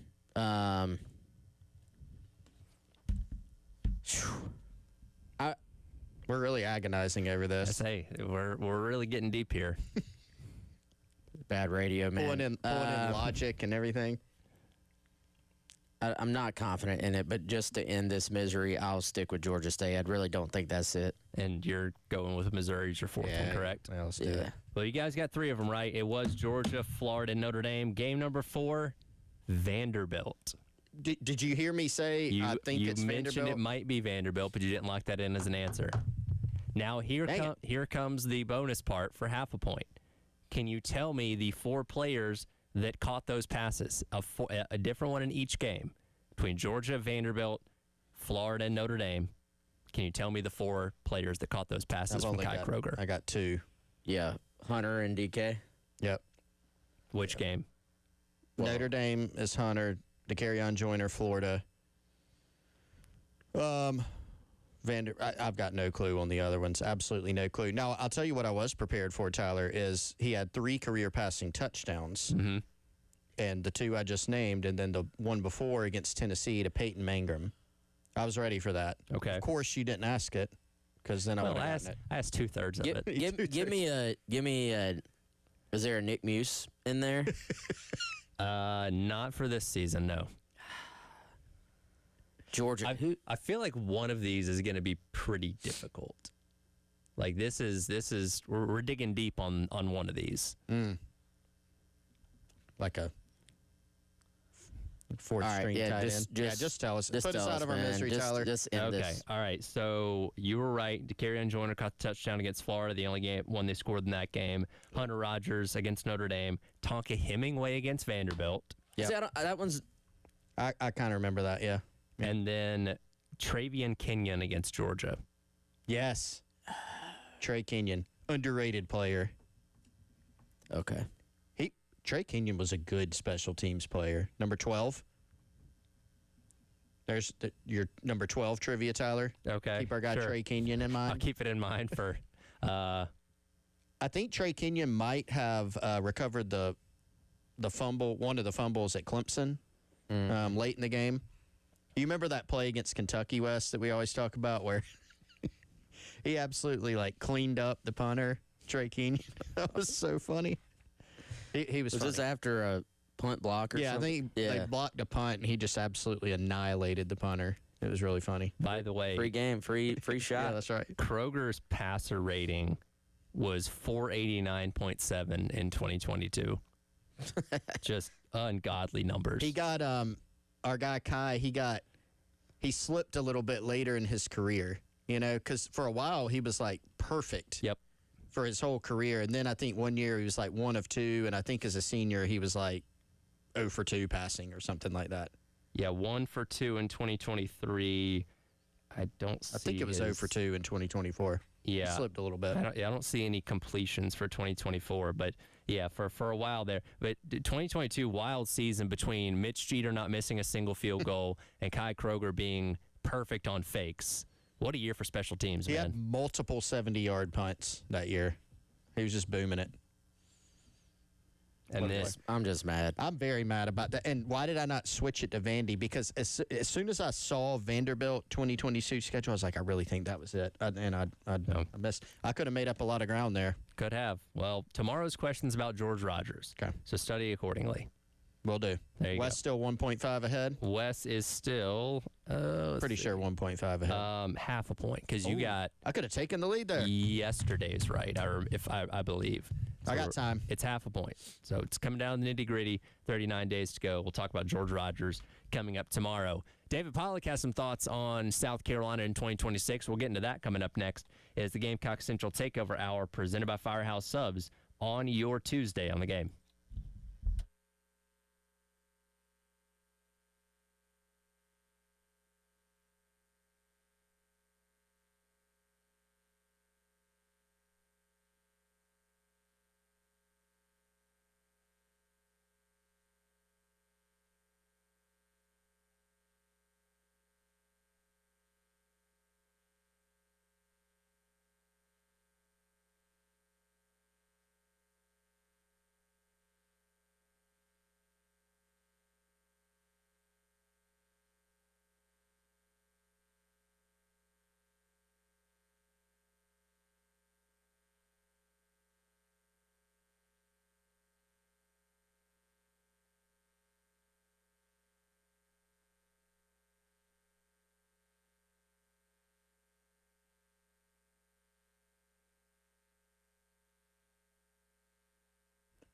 All right, y'all. Let's tell you about our friends over at Integrated Media. Recommend you check out their Instagram and Facebook, Integrated Media Columbia, for some examples of some past work and what they can do for you. They've been to my home and Wes's, and they can come out to yours and do a variety of audiovisual and tech projects, something as simple as mounting a new TV, all the way up to a smart home system where you can control your lights, devices, thermostats, and even your security and cameras from the touch of a button. They're local service. They're a true one-stop shop. So they can recommend the best equipment for your project. They can source it for you and come out to your home and professionally install it. Got new construction. If you're moving, they can help pack up all that stuff and make sure that it gets from point A to point B to your new home without breaking. Love working with those guys. Again, true one-stop shop. Give them a call, 803-948-8327, or check them out at integratedmediainc.com. They'll recommend the very best and install it the best way for you.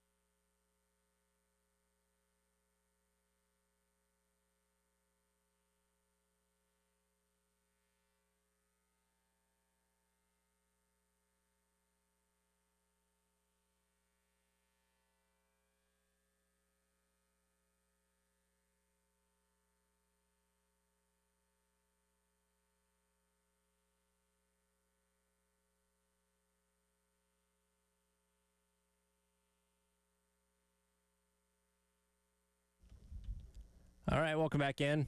Gamecock Central Takeover Hour presented by Firehouse Subs. Tyler West and Chris with you here on your Tuesday on the game. David Pollack has his podcast, See Ball, Get Ball. Don't worry, later on in the show we'll get into how Gamecock fans still feel about David Pollack from that interception touchdown back in 2002, from how they responded to Wes's tweet the other day. But first, David Pollack, speaking on his podcast the other day, spoke very highly of South Carolina and what he thinks they might be able to accomplish this upcoming season. Why should you be excited if you're a South Carolina fan? Because you got game changers. Dylan Stewart can take over a game. Lenora Sellers can take over a game. Nick Harbor has game-changing speed. You make the adjustment this offseason, Lenora Sellers improves with a new OC. Kendall Briles is the offensive coordinator who's been at TCU. He was very, very good. The O-line was a huge weakness. South Carolina addressed it aggressively. Into the portal. 8 transfers on the offensive line. Headlined by Jacarius Peak from NC State, the left tackle. You've got dudes. You've got ability. You've got game changers. You better watch the heck out, man. This is going to be one of those teams, I think, that surprises people. They're going to be ranked at some point. They're going to be competitive in big games. They get a potential late season surge, man. Beamer makes some Beamer ball magic. 9 wins. Do they get there and get in the playoff conversation again? They were 2 years ago because of those game-changing guys that are still on the roster. And he hit all the main headlines of things we've been talking about basically for the past 8 months and will for the next 39 days leading into the start of the year. But, in an off season that hasn't featured a ton of hype for South Carolina, it is nice to hear one at least national person giving some praise of thinking that, hey, maybe they are going to be a team that's good enough to do some special things once again this year. What do you guys take away from what you heard there from David Pollock? Yeah, I mean, I think you go into this year for South Carolina, you can look at it two ways. It can be the take of, hey, they won 4 games last year. How would you expect much more this year? And it would be the other side, Pollock's take of, hey, these guys were really good, 2 seasons ago, and they had a down year last year, but how different would last year have been if you just simply had a different offensive coordinator, and you feel like you've potentially fixed that now with the addition of Kendall Briles? O-line will be a question until it's not, right? Like, you're not that anyone should, you're not going to give the offensive line the benefit of the doubt. And, frankly, you wouldn't give them the benefit of the doubt. Yeah, they brought in all those transfers he's talking about, but you're also talking about replacing everybody except for Shed Surratt in terms of, like, starters and high-impact guys. You bring back Shed, you bring back Nolan Hay. That's really the only 2 guys. So can that group gel together? Like, if they were good last year, we would be talking about, wow, they lost all those guys, so it's a question mark. It's going to be a question mark until it's not. But like, I don't think you can look at last year and just say, well, they didn't win a bunch of games last year, so they're not going to win. That's not how this works. It's not how sports works. It's a reason why we play the games. And, I think I saw a lot of people responding to Pollock and the quote and saying, well, Lenoris and Dylan and Nick were also on the team last year, and they won 4 games. Well, Pollock, whether you agree with him or disagree with him, he did address those things. His point was, hey, all these guys are back, plus you are going to improve the OC, plus you're going to improve the offensive line. So that is his point. It's not just that those guys are back. It is that they're back. You hope they will take a leap, and you hope that you've improved around them. I think a few things stood out about what he said that are kind of hard to, maybe some people on social media, on Twitter, will be like, Sellers, Stewart, and Harbor are not game changers. Pretty ridiculous. Like, they've all shown in spots at least that they can make big-time individual plays. But the thing that he said that is kind of to your point, Wes, being competitive in big games. All right, look at last year. South Carolina was competitive in big games. There were, I'm got the schedule in front of me to make sure that I'm, trying to be accurate here. There were 2 games that South Carolina was not competitive in last year. They lost 8. There were 2 that they weren't competitive in. I think you say Vanderbilt. They lost 31-7, got off the rails. And Oklahoma, they lose 26-7. You kind of got this. You're watching early. Oklahoma's got control of the game, and the whole time you're just like, it just doesn't look like their day. Now you may say, well, Chris, they lost by 16 points to Ole Miss. Okay, that was a 6-point game in the third quarter. Carolina was down by 6. Missouri, they were leading in the fourth quarter. LSU, it was a 1-score game going into the fourth quarter. They were leading at Bama. They were leading at Texas in the fourth quarter and were up. We all know. They were up big in that game. And the Clemson game was close down the stretch, too. So it's been pointed out, and sometimes people get irritated by that when Shane Beamer or even Nick Harbor mentioned it out at Media Days. It's not like they were getting blown out. Now, that doesn't do you any good because ultimately whether you got blown out in 8 losses or you lose by 1 in every game, you got 8 losses. But it does illustrate that from like a roster standpoint, this team was not super far away. You didn't look on the field and say, this team just doesn't belong from a talent standpoint. Yeah. They showed that they did. They couldn't finish. They didn't score in, I think, 8 different games in the fourth quarter last year. And so those are the types of things that you have to turn around. And I think it's one reason why Pollock and maybe some others are higher on this team being able to actually make those strides this year because you do return some talent. Some of the other guys you get back are now a year older, a J.O., a J.R. Johnson on defense, and you plugged in some transfer pieces. You don't have to make the leap talking about the O-line, obviously you do have to make a leap. You don't have to go from probably SEC at the bottom of the league to top, but you do have to be solid, somewhat solid there. And so that's why, that's been such a big storyline. But they were even, if you're talking about just being competitive in games, they were largely there last year. But being close doesn't count. And so how do you get over that hump to stay competitive in those games and then go finish them? Well, and I look at what you mentioned there, where a lot of people can look and say, okay, well, Sellers, Stewart, and Harbor, they were all on the team last year, and the team only won 4 games. So what's the big deal?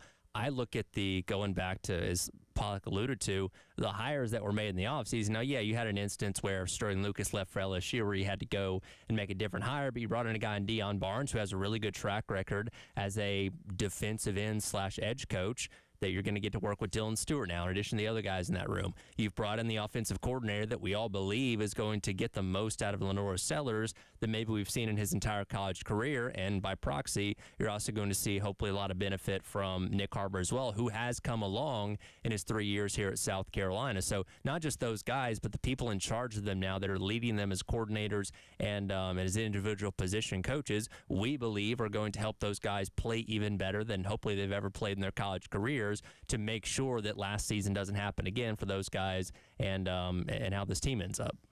Yeah, and I think that's that to me is like the two sides of the coin. Like I think you can make an argument on either side, and I don't think either side is like right or wrong. We're gonna go play the games and find out, which is what makes this fun. I think we all like to look back and be like, or people look back and be like, well, that team was terrible last year. How could you say that? But then if they contend for the college football playoff this year, everybody revisionist histories and just pretends like that's what was expected. Yeah.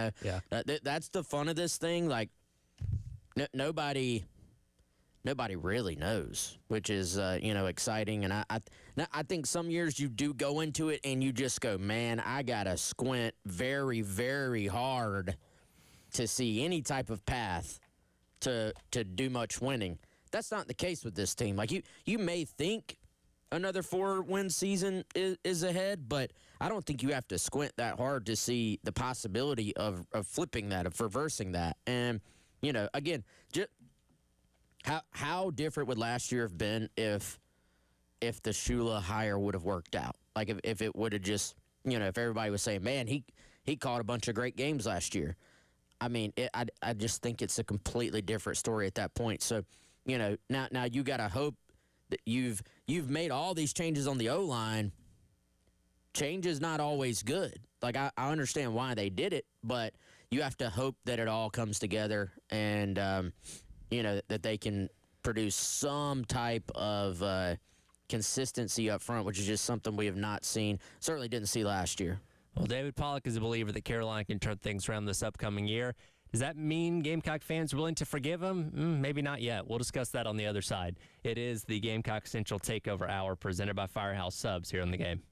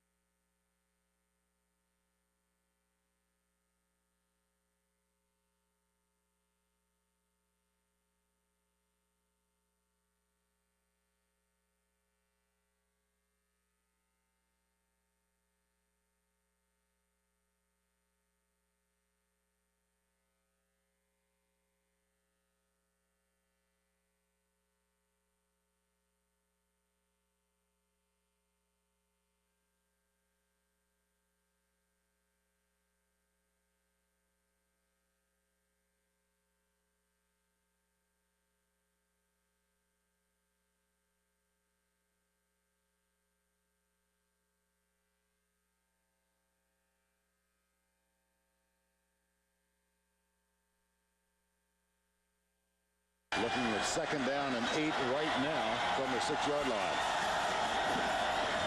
Here's the sprint right. Jenkins pulls up. He's in trouble. And it's intercepted. My goodness. David Pollock stole the ball. Yes, it was picked off. It wasn't even thrown. Pollock. Corey Jenkins looked around because he had no idea where the football went. I think David Pollock just grabbed the ball in the end zone for a touchdown.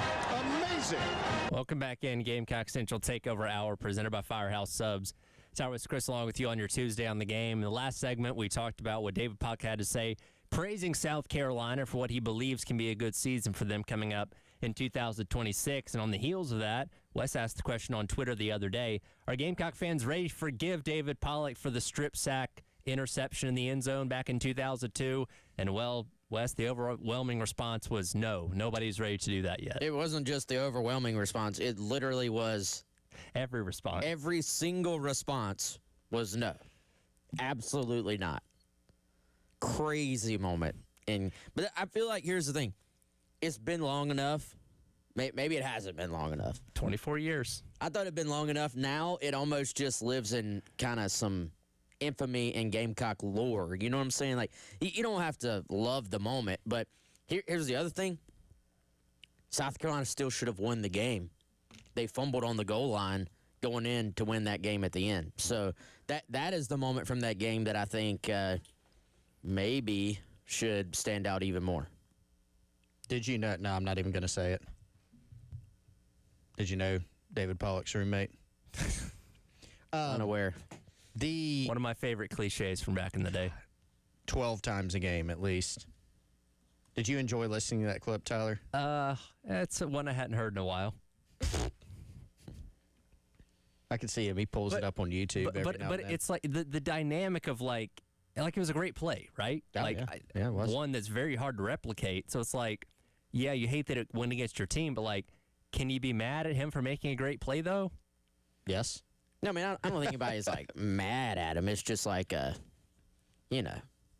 if a guy, like, nobody's sending Darren McFadden Christmas cards if you're a South Carolina fan. Or like the nicest guy in the world, Tim Tebow, he's like doing all these charitable causes now.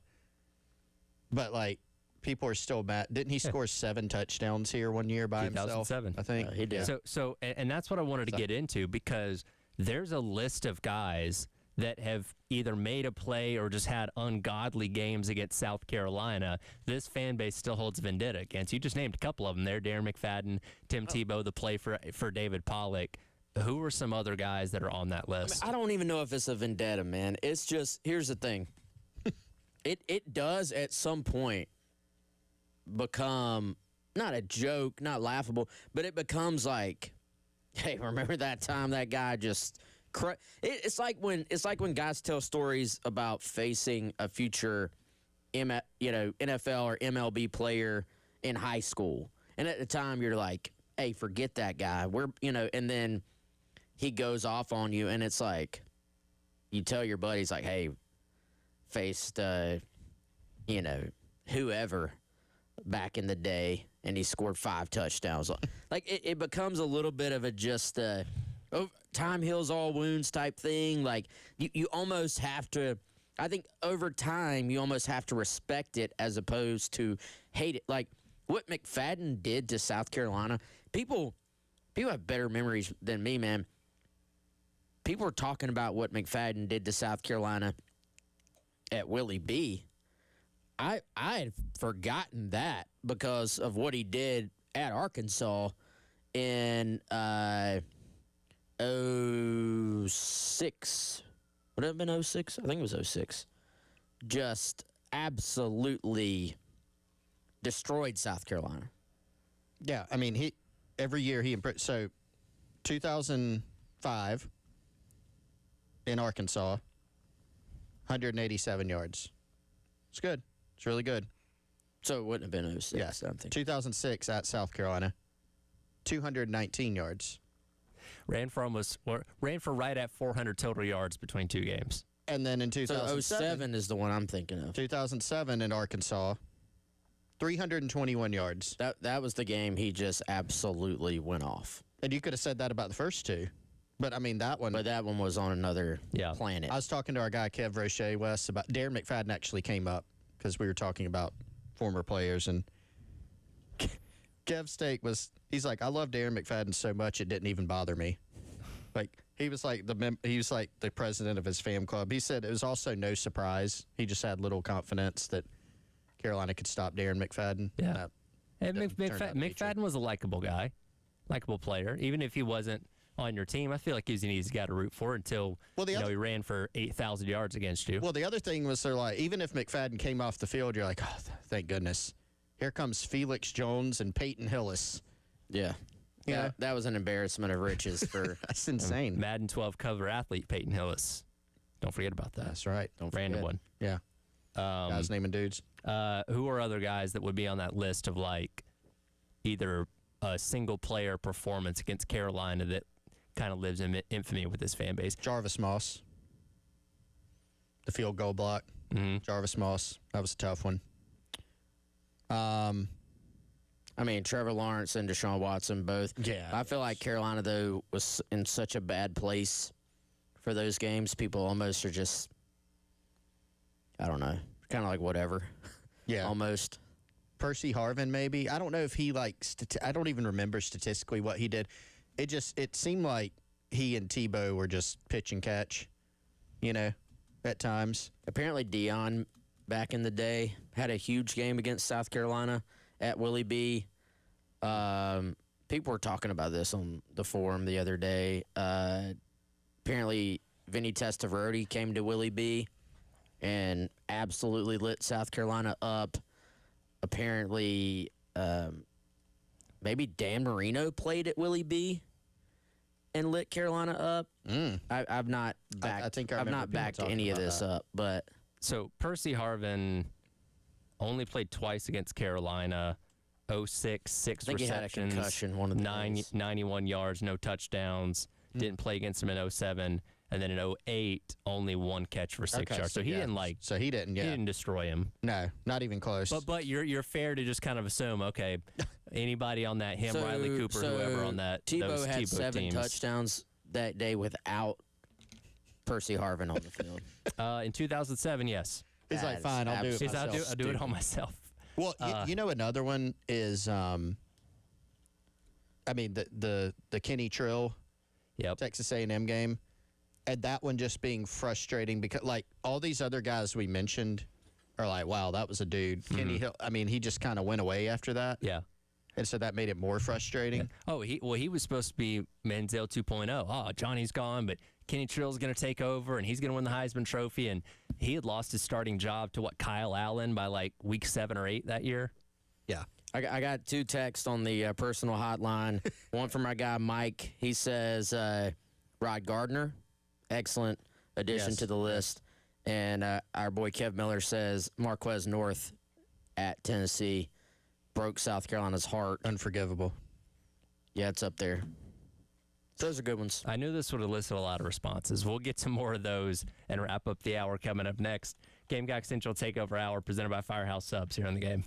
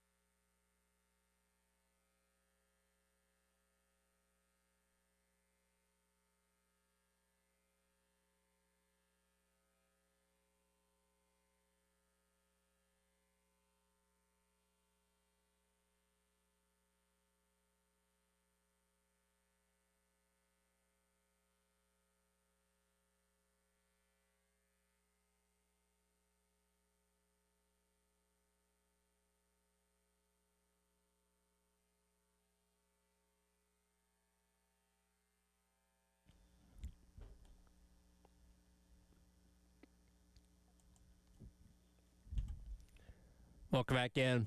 Gamecock Central Takeover Hour presented by Firehouse Subs. That was Chris wrapping up the hour here on your Tuesday on the game. I knew bringing up the topic of players that had dominant performances against Carolina would elicit a lot of responses, and it sure did. A lot of you weighing in on the Firehouse Subs text line with your own submissions. We mentioned Kenny Trill a moment ago. Chris says they lost to Dan Marino and Pitt in the 80 Gator Bowl, and then in 81 he came in here and threw a school record 6 touchdowns the following year. Let's see here. I got a submissions for Kenny Irons, where he ran for a little over 100 yards and 2 touchdowns. Of course, started his career at Carolina. That was before transferring was just accepted too. Mm-hmm. So to go to another SEC school and then come in here and do that was, yeah. Here's one. How about when Citadel ran for 350 in 2015? Just the whole team. Oh, yeah. Did that happen? Did that really happen? What's our guy's happened. name, Wes? Tyler Renew? Yes. Yeah. Golly. Buck 74 and 2 touchdowns for him alone. Is he still at Hammond? I'm not sure. I think he was coaching over there. Let me give one that I can't believe hasn't come up. Cam Newton. Yeah. Twice. Now, to be fair, he did that to like everyone that year. It doesn't take away the sting. I mean, it doesn't. Yeah, and Cam never played in Willie B. That's pretty crazy. He was only there for 1 year. Game He one. was at Florida for 2 years. Yeah, that's true. Yeah. He stepped into Willie B. He just never stepped on the field. Yeah, that I could see. He didn't have any. Because I went back and looked. I was like, that might be a good sort of tricky trivia question, because if you ask somebody what was Cam Newton's output at Williams-Brice Stadium, if they really thought about it, they might be like, well, he never played at Willie B. And I was like, but did he see the field in 07 after Tebow scored 7 touchdowns? And if he did not record any stats. So, I don't think PFF snap counts go back that far. Yeah, for those games. So. Yeah, he had 176 rushing. He had 5 touchdowns in the first game at Auburn, 2 passing, then 3 rushing, 176 yards. A game, by the way, which South Carolina actually still should have won. Oh yeah. Is the crazy part about that. And then the SEC title game. A game they should not have won. Did not win. 335 passing yards, 4 touchdowns, and then also had 2 additional rushing touchdowns in that game. Now, did y'all go to one or both of those games that year? I was at both of them in person. I mean, I was at SEC, not the Auburn game in Auburn. Like, how much more impressive is it watching him in person and the college level? Like, seeing him in the NFL was impressive too, but like in college where he was clearly the best guy on the field, like, is there anything that compares to that you've seen before? I mean, to me, he's the best. I think he was the best player I've seen in person. And there's some that are close. Like what Tebow did was incredible. Darren McFadden has to be it. Like I could go back and forth arguing about that one, but Cam was just incredible. And you think about the fact too, like that Auburn team was not loaded. You know, that's been talked about a lot. I think they had like one other guy on the offense that was an NFL player. One lineman, I think, made 1 start in the NFL, and that was it. Yeah. I mean, and so, like, I even, you know, and part of this is in Auburn, too, but I'm thinking about that SEC title game, and early in the game, before it got away from Carolina, like, they were trying everything, you know, defensively to try to slow him down. And a lot of times you'd be watching a play and be like, oh, they got a beat on him, and he gets away. You know, he runs, he gets away, makes a pass. There's just not anybody like him. As loaded as South Carolina was, really across the board those years, South Carolina did not have NFL linebackers on those teams. Yeah. So, I don't think, I mean, Cam was going to do what Cam was going to do, but I don't think that was a great matchup for South Carolina regardless, because if you were even going to have any shot of slowing them down, you needed those prototypical big, fast, just super athletic sideline to sideline NFL type SEC linebackers. And, South Carolina had solid linebackers, solid college linebackers, but they just didn't have the guys that could go out there and chase down Cam for 8 quarters, basically. So to me, that was going to be tough regardless. And but it goes to show you, man, and to try to localize this a little bit, not that Lenoris has to be Cam Newton, but if you, especially in college, if you get great quarterback play again, like if you get something close to Lenoris of the final 6 games of his freshman year, then it completely changes the calculus of what you are as a football team. And so I think that the people that are, and again, nobody here is guaranteeing South Carolina wins a bunch more games, but the people that are just looking at what happened last year and be like, oh, they're going to be terrible again, are just ignoring the fact, what if Kendall Briles has unlocked Sellers again?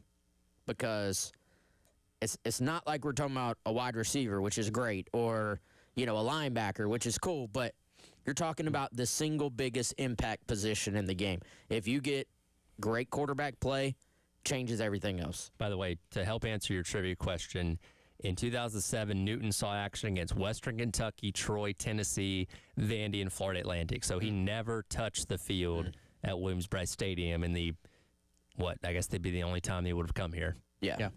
Well, and to go back to your point on Sellers, Wes, it's not a situation where you're sitting there going, if Lenoris Sellers could ever reach his potential that we think he might have, like you have many games and moments. Best example is the back half of 2024 where he's actually done it. When he, from the Oklahoma game on, except for the bowl game, I'm talking about regular season, South Carolina didn't lose. And you could put together a long highlight reel of all the plays he made, and he was a big, big reason for that. There were other players, it was the defense, all that. But you're right. If he can get back to close to that level, then it completely changes your outlook. We'll start finding out in 39 days. But appreciate everybody weighing in there for people that are guys that have wrecked South Carolina in games in the past, and we'll maybe dive down this path more as the week goes along as well. But coming up next is the halftime show with myself and Bill Gunner as your Tuesday rolls along here in the game.